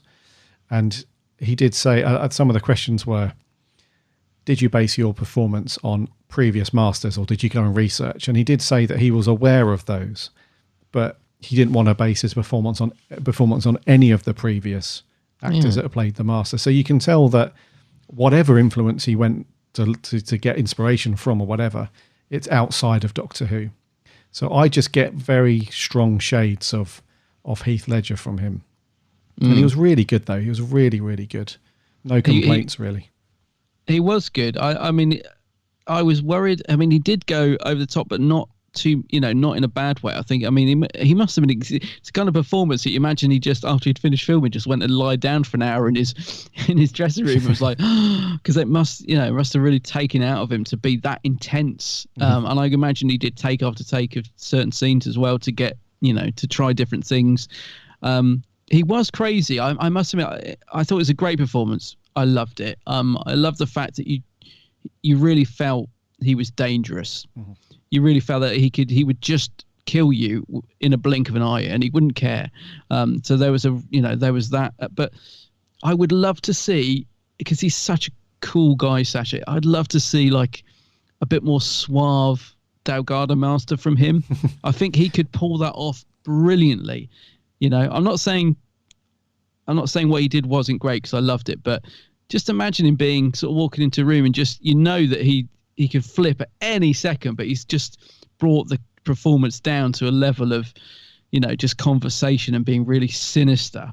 I'd love to see that from Sacha. There were moments of it. There were some moments of that, but I'd like to see just a little bit more of that rather than the sort of craziness, because the zaniness is, to me, a little bit similar to Sim, but I think I actually prefer the sort of way that Sacha did it. So yeah, absolutely brilliant. I love him as the Master. I don't think we've seen the last of him. I hope we see him again. I don't think that's the last. Will. Yeah. He's still got that thing inside him, isn't he? So that's got to play a part. Surely the Siberium. He's still got the Siberium in him. I'm sure that's going to be how he's saved. Of course, yeah. Did we see his TARDIS? Well, we sort of did, but it was like a front room, wasn't it? That's right. Yeah, it was. I was really hoping we'd sort of see, like, mind you, I suppose we've already had enough TARDIS sets, so we probably couldn't build a third, could they? Yeah, they haven't got unlimited money, have they? No, exactly. No. What did you think to Captain Jack coming back? So, do you feel like he was wasted, or was that just a little tease for? It's just a tease, isn't it? I think it's special. A tease. Yeah. He's definitely back. Yeah, I reckon he'll be back for Revolution. I think. He's got to be, really. You can't bring him back and he drops a massive bombshell like that, and then we don't see him again for God knows how many years. I don't know, but he must be back at some point. Do you think it was the right episode to bring him back, though? Because it was great to see him, and I thought it was a really good performance and all that, but it had so much going on in that episode. It kind of got lost, and it takes a lot to overshadow John Barrowman. Let's be fair. But you could almost, I don't mean this disrespectfully, but there was so much in the episode, you could almost forget for a second that he was in it. It'd be like, bit. Jack was back. Oh, but I'm guessing he's going to come back full force in the special one. That's what I'm guessing. But it feels do you think like it would have worked better in a different episode, maybe, or do you think that was the right one? No, I think that was the right one. Yeah, yeah, I do think so, because it also meant that the companions were not up the Doctor's bum the whole story. So it gave them an excuse as well to go off and do their own thing. But what I like about Captain Jack's cameo, if that's the best way to use it, I suppose, it wasn't, is that he didn't meet up with the Doctor. I thought that was great, because you almost like, I really want John Barrowman to be acting in a scene with Jodie Whittaker. It's going to be so cool when you're waiting for it the whole time, aren't you? Yeah. So it was a massive tease. It really was, to not have Captain Jack hook up, even just communicate with the Doctor in any way. There was none of that. It was all done through the companion. So I thought it was a good thing. It was relatively early on in the series, and that also kept you guessing as well. Like, is he going to be back this week? No. True. Is he coming back for the finale? No. He must be back for Revolution. No. So I think it was done fairly well. You got everyone talking and looking forward to his return. If he does come back, that's still no guarantee, but I think he will. I think he'll be back. I'm just looking at the list of episodes. Yeah, it probably was the best episode. I just thought, gosh, they really crammed a lot into that one. And it was good because it was a midway point as well, wasn't it? So it's like mid-series. And like you said, it kept you guessing of if he was going to, because we thought he might come back in the final, didn't we? But that's why I'm thinking now they've saved him for the special. Yes. Yeah. Okay, I'm going to fire some questions at you. Go on, go for it. What was your favourite episode or episodes from Series 12? Well, I think I would probably put my favourite in terms of the entertainment factor, enjoyment and stuff, would be Fugitive of the Jadoon. I really enjoyed that one. It had a bit of fun. It had surprise after surprise. I just liked it. Yeah, it pretty much, although it was quite a messy episode, like I said, they threw everything in there, including the kitchen sink. It did all work for me. So I would probably put that up there. In terms of if I was going to put one on now to rewatch, I would quite happily sit there and watch that one again. I just found it really enjoyable. Yeah, same for me, mate. Yeah, Fugitive. Well, that was my fave episode, followed very closely by the Timeless Children. That's what I've got at number 2, actually. I have written my list. Okay. That's what I've got at number 2, because the thing is, it's unusual because normally with an episode that's just an episode of questions, I'm very surprised that I enjoyed that as much as I did. Normally, I don't like ones that are just there to throw all these questions out that they don't give answers to. So that was, like you said, a mid-series what sort of episode. Whereas, so I'm surprised I like it, but it had enough going on to be fun as well. All the stuff with the Jadoon and the shopkeeper guy at the beginning pushing the Jadoon and getting shot. And they were just... there were fun moments as well as shocking moments, as well as revelationary, is that a word? Moments. You know what I mean? It had it all, I think, that one. The TARDIS being buried at the bottom of a lighthouse. Fantastic stuff. Yeah, it was a really good one. And I agree with you. Timeless Children would be my second favourite. Okay. And what's your least favourite from the series? My least favourite is Orphan 55. I don't think it's the one because it's interesting. I asked you before we started about what I rated them, and I think I rated Can You Hear Me the lowest, didn't I? Just because I found it so boring. I know a lot of people really liked that one because of the subject matter, the fact it dealt with mental health and everything, and I applaud it for that. But in terms of entertainment, I found that incredibly dull. But Orphan 55 is at the bottom of my list, mainly because of that blimmin' woman shouting Benny. Oh, Benny. It drove me crackers. Even hearing it in the trailer earlier, I was like, oh, God, that woman. It made no sense, the fact that they would take an old man and just carry... Like, why did they even kidnap Benny?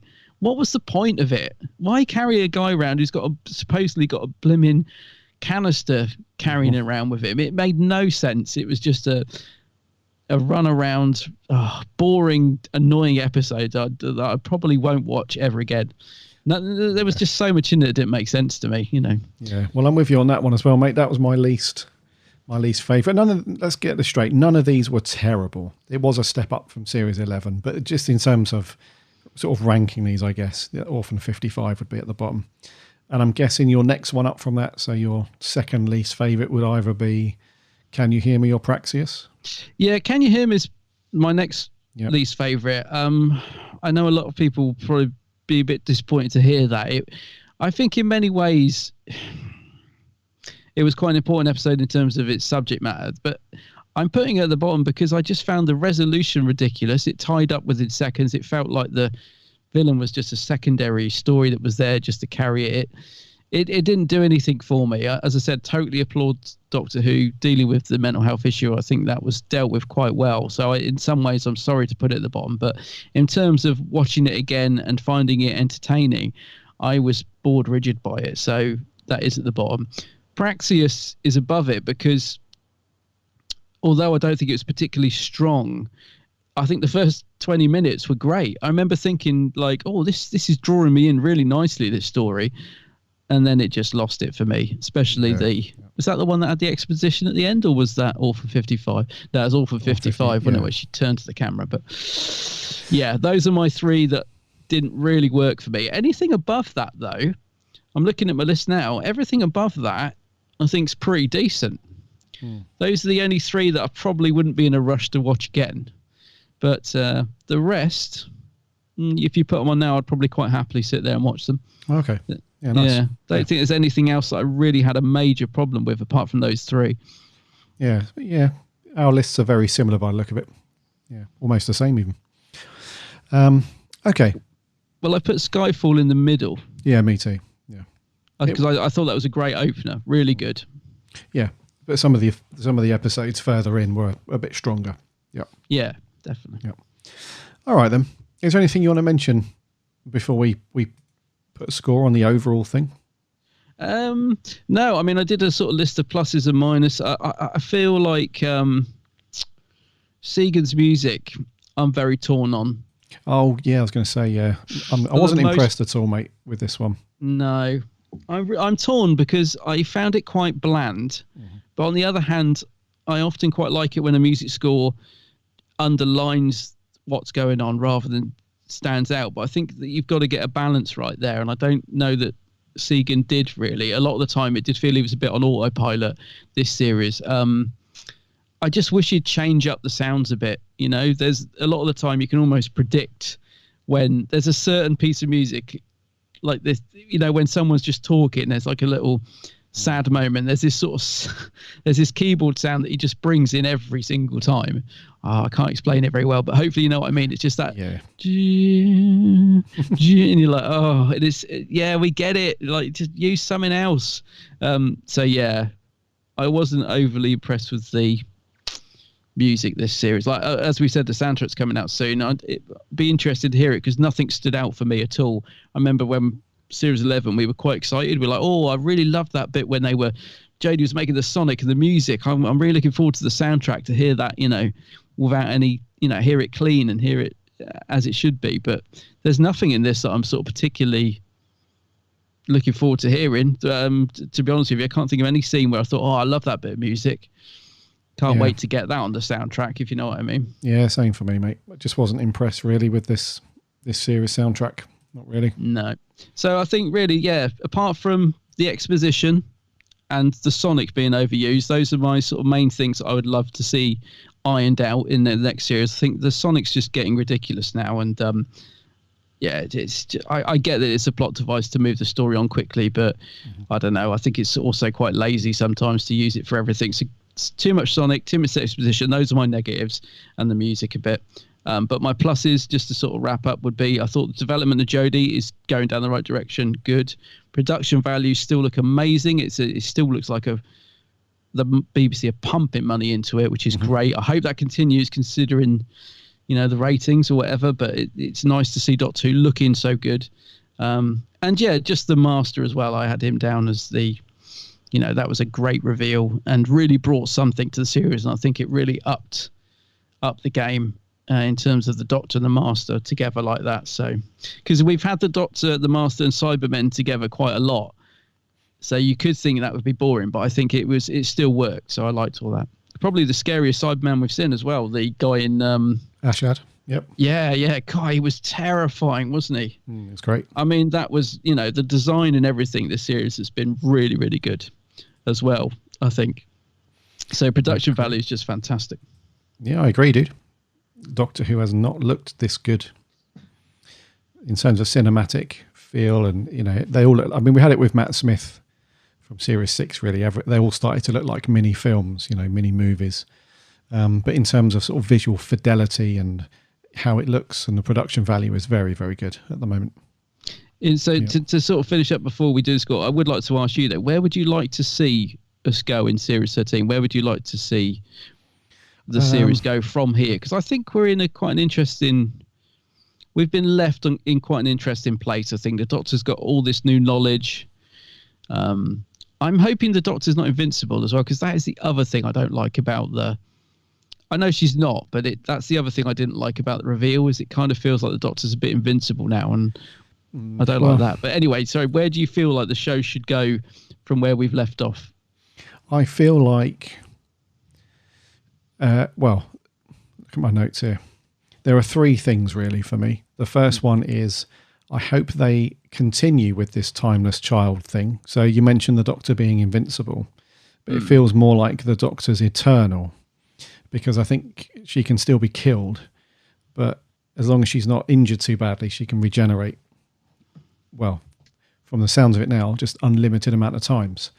So she's eternal. So I hope that, as much as people don't like it, or if you do like it, whatever, I just hope that they commit to that, and we don't have this giant reset button in Series 13, like, oh, it was all a trick by the Master, or there's this big reset button. Oh, you're not really the timeless child, and you haven't really got all these, unlimited regens, and you're not eternal. That was just a bit of a prank. All that stuff. So as much as that would be interesting, I just hope that they don't do that and they commit to it, and and that stuff. Number two, I'd like to see some companions go, as we've said. So we just have the Doctor and a companion again. And number three, I just hope, again, we've mentioned that we see even stronger performances from Jodie, and she's even more, in light of the news that she found out in the finale as well. I hope that, pushes her a bit, and we get to see some darker stuff from her. Yes, I'd agree with all of those, and I'd like him to stick in terms of the format of the show. I thought the format for this series worked incredibly well in terms of having a two-parter at the start, pretty much standalone stories with a little arc, and then a two-parter at the end. I thought that worked incredibly well. So I would like to see maybe that stuck to as well. I just think that works good. It brings you in, having a cliffhanger at the end of the first episode, and then again at the end. I think that's a good way to go. So that was another plus really that I had for Series 12 is that, because I think Series 11 pretty much all standalone, weren't they? Pretty much. Yeah, we had a cliffhanger, a brilliant cliffhanger at the episode 1 of Series 11 with them in space. But apart from that, I think pretty much standalone. Yeah. So I'd like to see that. I'd like to see that continue for Series 13. Cool. Yeah, good. All right. Scores on the doors. I think it's me to go first. Yeah, you go first. This is for your overall, is it? For the whole series? The whole thing, yep. I'm going to give it 7.5. Oh, okay. Yep. I thought you'd go higher. Yeah, I was thinking about that initially. My first score was an 8. But then I thought, thinking back over the years, not too much, but back, since we came back in 2005, there has been some other series that I've plopped in my head anyway, that I've plopped in between that and a 10. And when I compare it to some of those that I've awarded like an 8 or an 8.5 and stuff like that, it doesn't feel quite as strong as those. So a 7.5 for me. Yeah, you make a very good point. I've written 8 out of 10, but I'm looking at it, and as much as I liked this series, I'm not in a rush to go back to it. That's the thing that's missing from Who at the moment for me, is that even though I'm liking it, I'm still not thinking, there's no episode really that I'm really, I think I'll bung that on because I really enjoyed that one. It's kind of a bit there. So should I go for an 8? Is it an 8? What does your gut tell you? Go with your instinct. I'll give it an 8, but I think I'm being a tad generous. There's still I'll give it an 8. You'll give it. You'll go on. Yeah, it was. I think it was definitely a step up. Yeah, because I suppose I'd put Series 11 as a sort of 6.57. So, yeah, go on then. Let's give it an 8. I might have been a bit generous there, but let's give it an 8. There we go. Why not? Yeah. So 7.5 and an 8, which is it's not a bad score at all. Pretty good. Not pretty too good bad. Score. Yeah. Okay. What did our listeners think? We had a few audio clips in, and then we'll move over to the socials quickly. So first up, our regular reviewer Sammy from Down Under.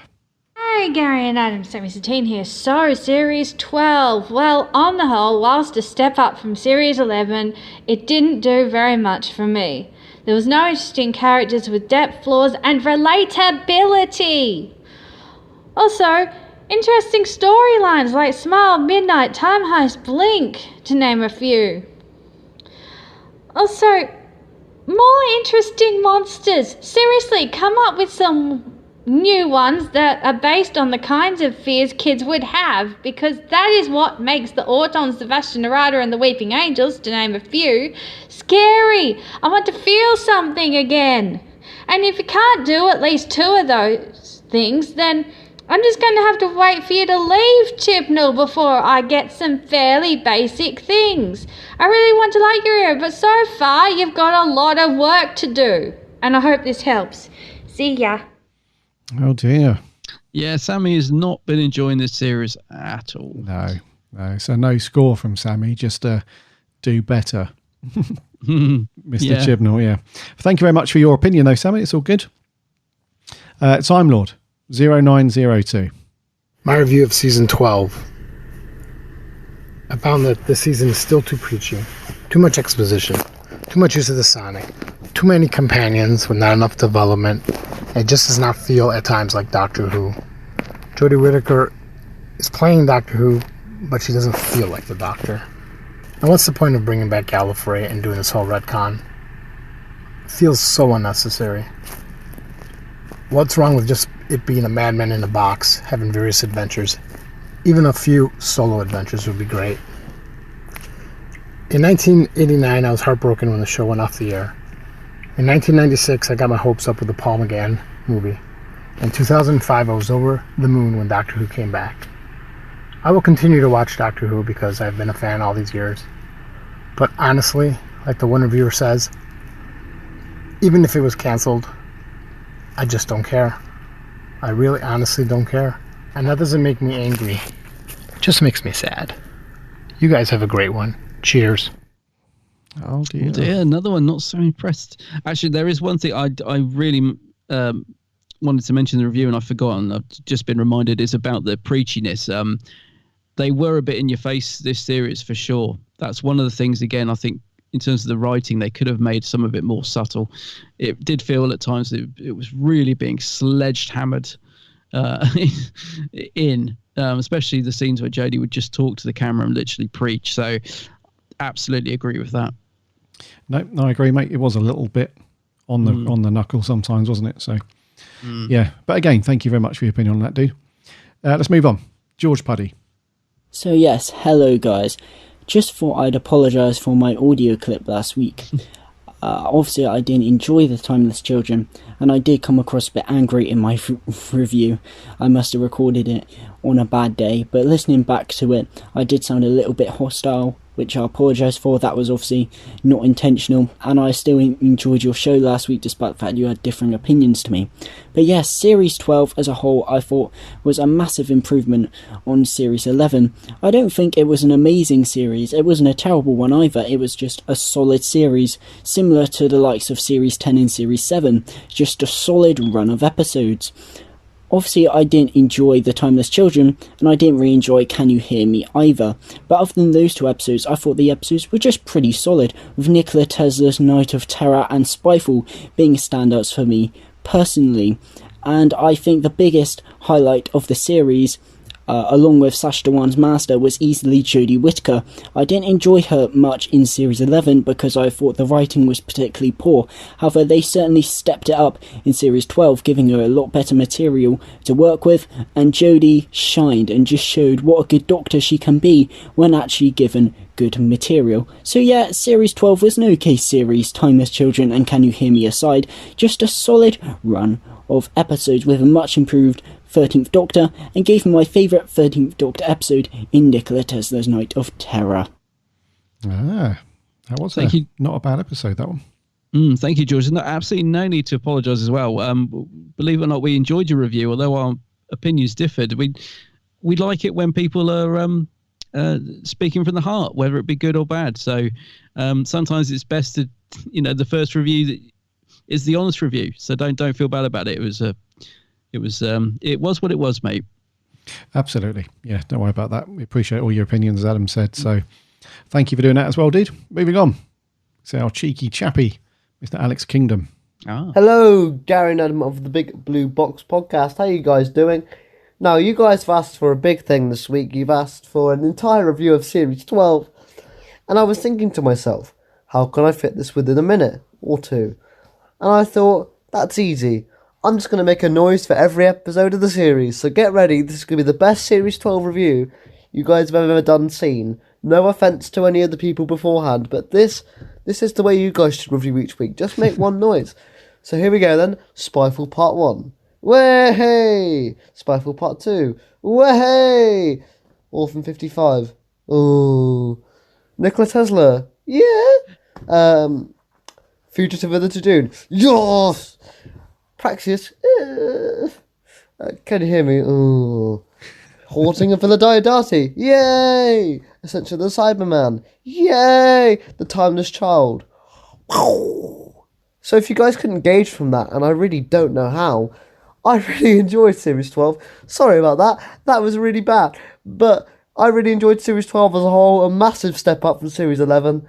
I just thought it was really fun. I didn't think there were too many bad episodes, apart from Orphan 55. There are a few mediocre ones in there, but apart from that, I thought the rest of it was pretty good. I thought the series arc was really cool, and I always love the series for introducing Sacha Dhawan as the Master, so when you put all those things together in one, it kind of works out quite nicely, doesn't it? Anyway, guys, have a good rest of the show, and I'll see you guys next week. Brilliant. That's so cool, Alex. So I love that, Alex. Absolutely love that. Just one sound reviews. And we totally got what you were saying as well, mate. Great, yeah. Yeah, all good. Yeah, appreciate it, Alex. All good. Moving on. I'm glad you enjoyed it as well, Alex. Moving on. This is Callum Morris. Hi guys, it's the Universe here with another Doctor Who audio review. I'm currently punched up at home because I'm sick. I might have caught coronavirus. It's not fun, let me assure you. But anyways, what did I think of season 12? I thought it was absolutely amazing. I loved every single second of it. Jodie was great. The fam, less great, but still great enough. The stories were... some of them were good. Praxeus I really couldn't get into myself, but most of the others I did genuinely enjoy. I can't wait to see where we go from here. Wherever Chibnall wants to go, I'm fully behind him now. And I love Jodie. She's just so good, and I'm really scared of her regenerating. Anyways, see you guys soon, and I'm going to cough in a moment, so I better go. Bye. Oh no. Oh no, hope you feel better soon, mate. That's horrible. That's not good. Hopefully you haven't got the dreaded corona. You just got a bit of a cold, but either way, hope you pick up soon, buddy. But thank you very much for your review. Another likey, I think. And lastly, this is that very nice chap. This is Martin Arnold. Well, hello everybody. Season 12. Got to keep this under a minute. So the stories. I think the stories were consistently entertaining. Not perfect. The last episode had its faults in my opinion, but I think on reflection, Chris Chibnall is sowing a lot of seeds that I think will hopefully pay off in the future, which actually shows a lot of faith in the viewers and the Whoniverse to respect that, and I think that's actually a really good thing. The companions, 3 is perhaps a little too many for them all to shine equally. Graham and Ryan, I think, are running out of steam a little bit, but they're still entertaining. And Yaz has really stepped up, and she's shown herself to be a cracking actress and a great character. And for the Doctor, brilliant, absolutely brilliant. They have got her absolutely spot on. I think they've dialed down some of the silliness and given her a chance to really shine. And there's been some stellar moments throughout the season. So I think this has been the best season since season 4, and I'm really looking forward to seeing where this goes. Cheers for now. Coolio. Excellent. Yeah, I'm looking forward to seeing where we go from now. I love the fact that everyone's like worried about keeping the review to under a minute, because I just have a vision of the foretold mummy stood beside everyone who sends in the review, just clicking down. Oh yeah. Yeah, like Mummy on the Orient Express. Yeah, we have to enforce that rule, otherwise we'd be here all day. Nobody wants that. But thank you very much, Martin. Another good review there. Yeah, we can't wait to see what they do and where they go with this stuff. So thank you so much, guys, for your audio clips. I'm going to jump over to some of the socials now over on Twitter. We had Jordan Shortman, one of our writers over on the website, says a much better series for the 13th Doctor than Series 11. A lot of character development and brought the mystery back to the show. Even if I had some problems with it, the writing still isn't great, though, especially for Jodie, who hasn't really clicked for me as the Doctor yet. Otherwise, it's been great and fun to see. The Cuckoo Clock says, It was awful. It has destroyed the show. Hashtag defund the BBC. Oh dear. Oh dear. Not liking that one. Vincent Blonde says, while I liked Series 11, Series 12 was a big step up. And an awesome series. Apart from Orphan 55, I enjoyed all the episodes. Sacha Dhawan's Master was amazing, and he is my second favourite Master before Missy. I'm still loving the show with my 2 hearts. Davros says, a mixed bag, guys, to be honest. Some purely filler box ticking episodes, but some really good ones mixed in. Skyfall, I think you mean Spyfall, was great, as was Fugitive. The finale promised, but lacked direction, a 6.5. Zombie Who says Series 12 was a big improvement over Series 11, and it probably is the top half of modern Who series in my opinion. I still think the standalone episodes need to be better. Gives it a 7. Spencer Shively says Doctor Who is back. Even the filler episodes were great in my opinion. Maybe not Orphan 55, but probably give this series an 8 or an 8.5. Nice. Joe Bowers, a vast improvement over Series 11. All of the regular cast were still great, but it was nice to see Yaz get some development. Gives it an 8 out of 10. Edward Galuli, probably the best series since number 5. Timeless Child and O is the master twist. Made me genuinely excited to see what happened next for the first time in ages. John Griffith says 8 out of 10 for me. Love Jodie, love Sasha, love Ruth. 30 seconds of Jack 2. Finally, some great backstory for the companions, particularly Yaz. Micronet1401 says, supporter of Doctor Who, both original and the newer stuff, also a supporter of Jodie. However, really not keen on the last episode story arc, to be honest. Craig Bryce, this series has been better, but a lot of the damage has to do with Series 11. And Gallifrey Forever 97, Reese says, great series overall, love the addition of story arcs and more challenging dynamics with 13 and the fam. Must have beaten the record for the series with the most shocks and surprises. Excited for the possibility of Series 13. And over on Facebook, Harry Walker says, a marginal improvement on Series 11. Captain Jack and the Master were the best parts. I got to say, a series with killer Time Lords, killer humans, killer scorpions, killer birds and killer fingers can't have been that bad, but gives it a 6 out of 10. Killer fingers, yeah. Yeah, Lewis Blackmore, Series 12 was a massive step up from Series 11. And while not my favourite series of New Who, had many great moments, gives it a 7. Kevin Mullins says, with only 1 week story, which is Orphan 55, Jodie's second series has become one of my absolute favourites since it returned, a 9.5. Cool. Thomas Richard, there was much improvement from Series 11. I don't even think it's the returning villains that did, even though the stories worked. It was just nice to have clear villains throughout and a threat level that was missing from Series 11. It gives it an 8 out of 10. Millie Mackenzie, I can't sing my praises enough when it comes to this series. It's as close as I can get, in my opinion, to perfection. A 9.75, very precise. Miles Mackenzie gave a really long review. I can't read all of it, but it says, overall, a major improvement. However, I feel there were stories and monsters. However, I feel that when there's stories with new monsters and creations to add to the Whoniverse, the stories fall flat on their face. And the highest I've rated one episode is 6.5. And he goes on to give it a 7 out of 10.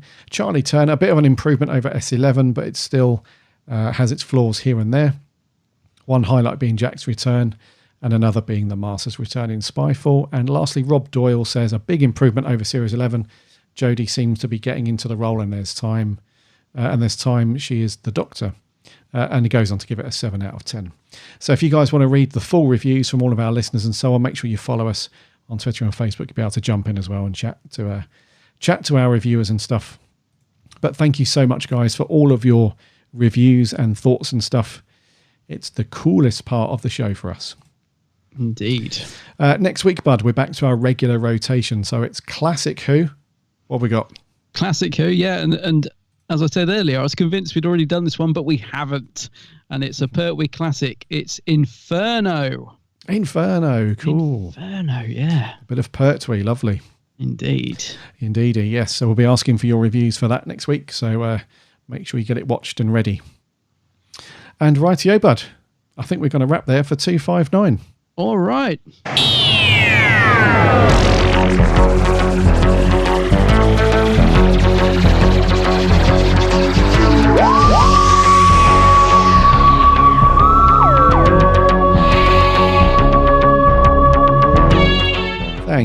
Thank you so much for sticking with us throughout all of Series 12 and our wrap-up review now for all of it in its entirety. It's been great to chat through all of what's overall a very decent, good series, we would say.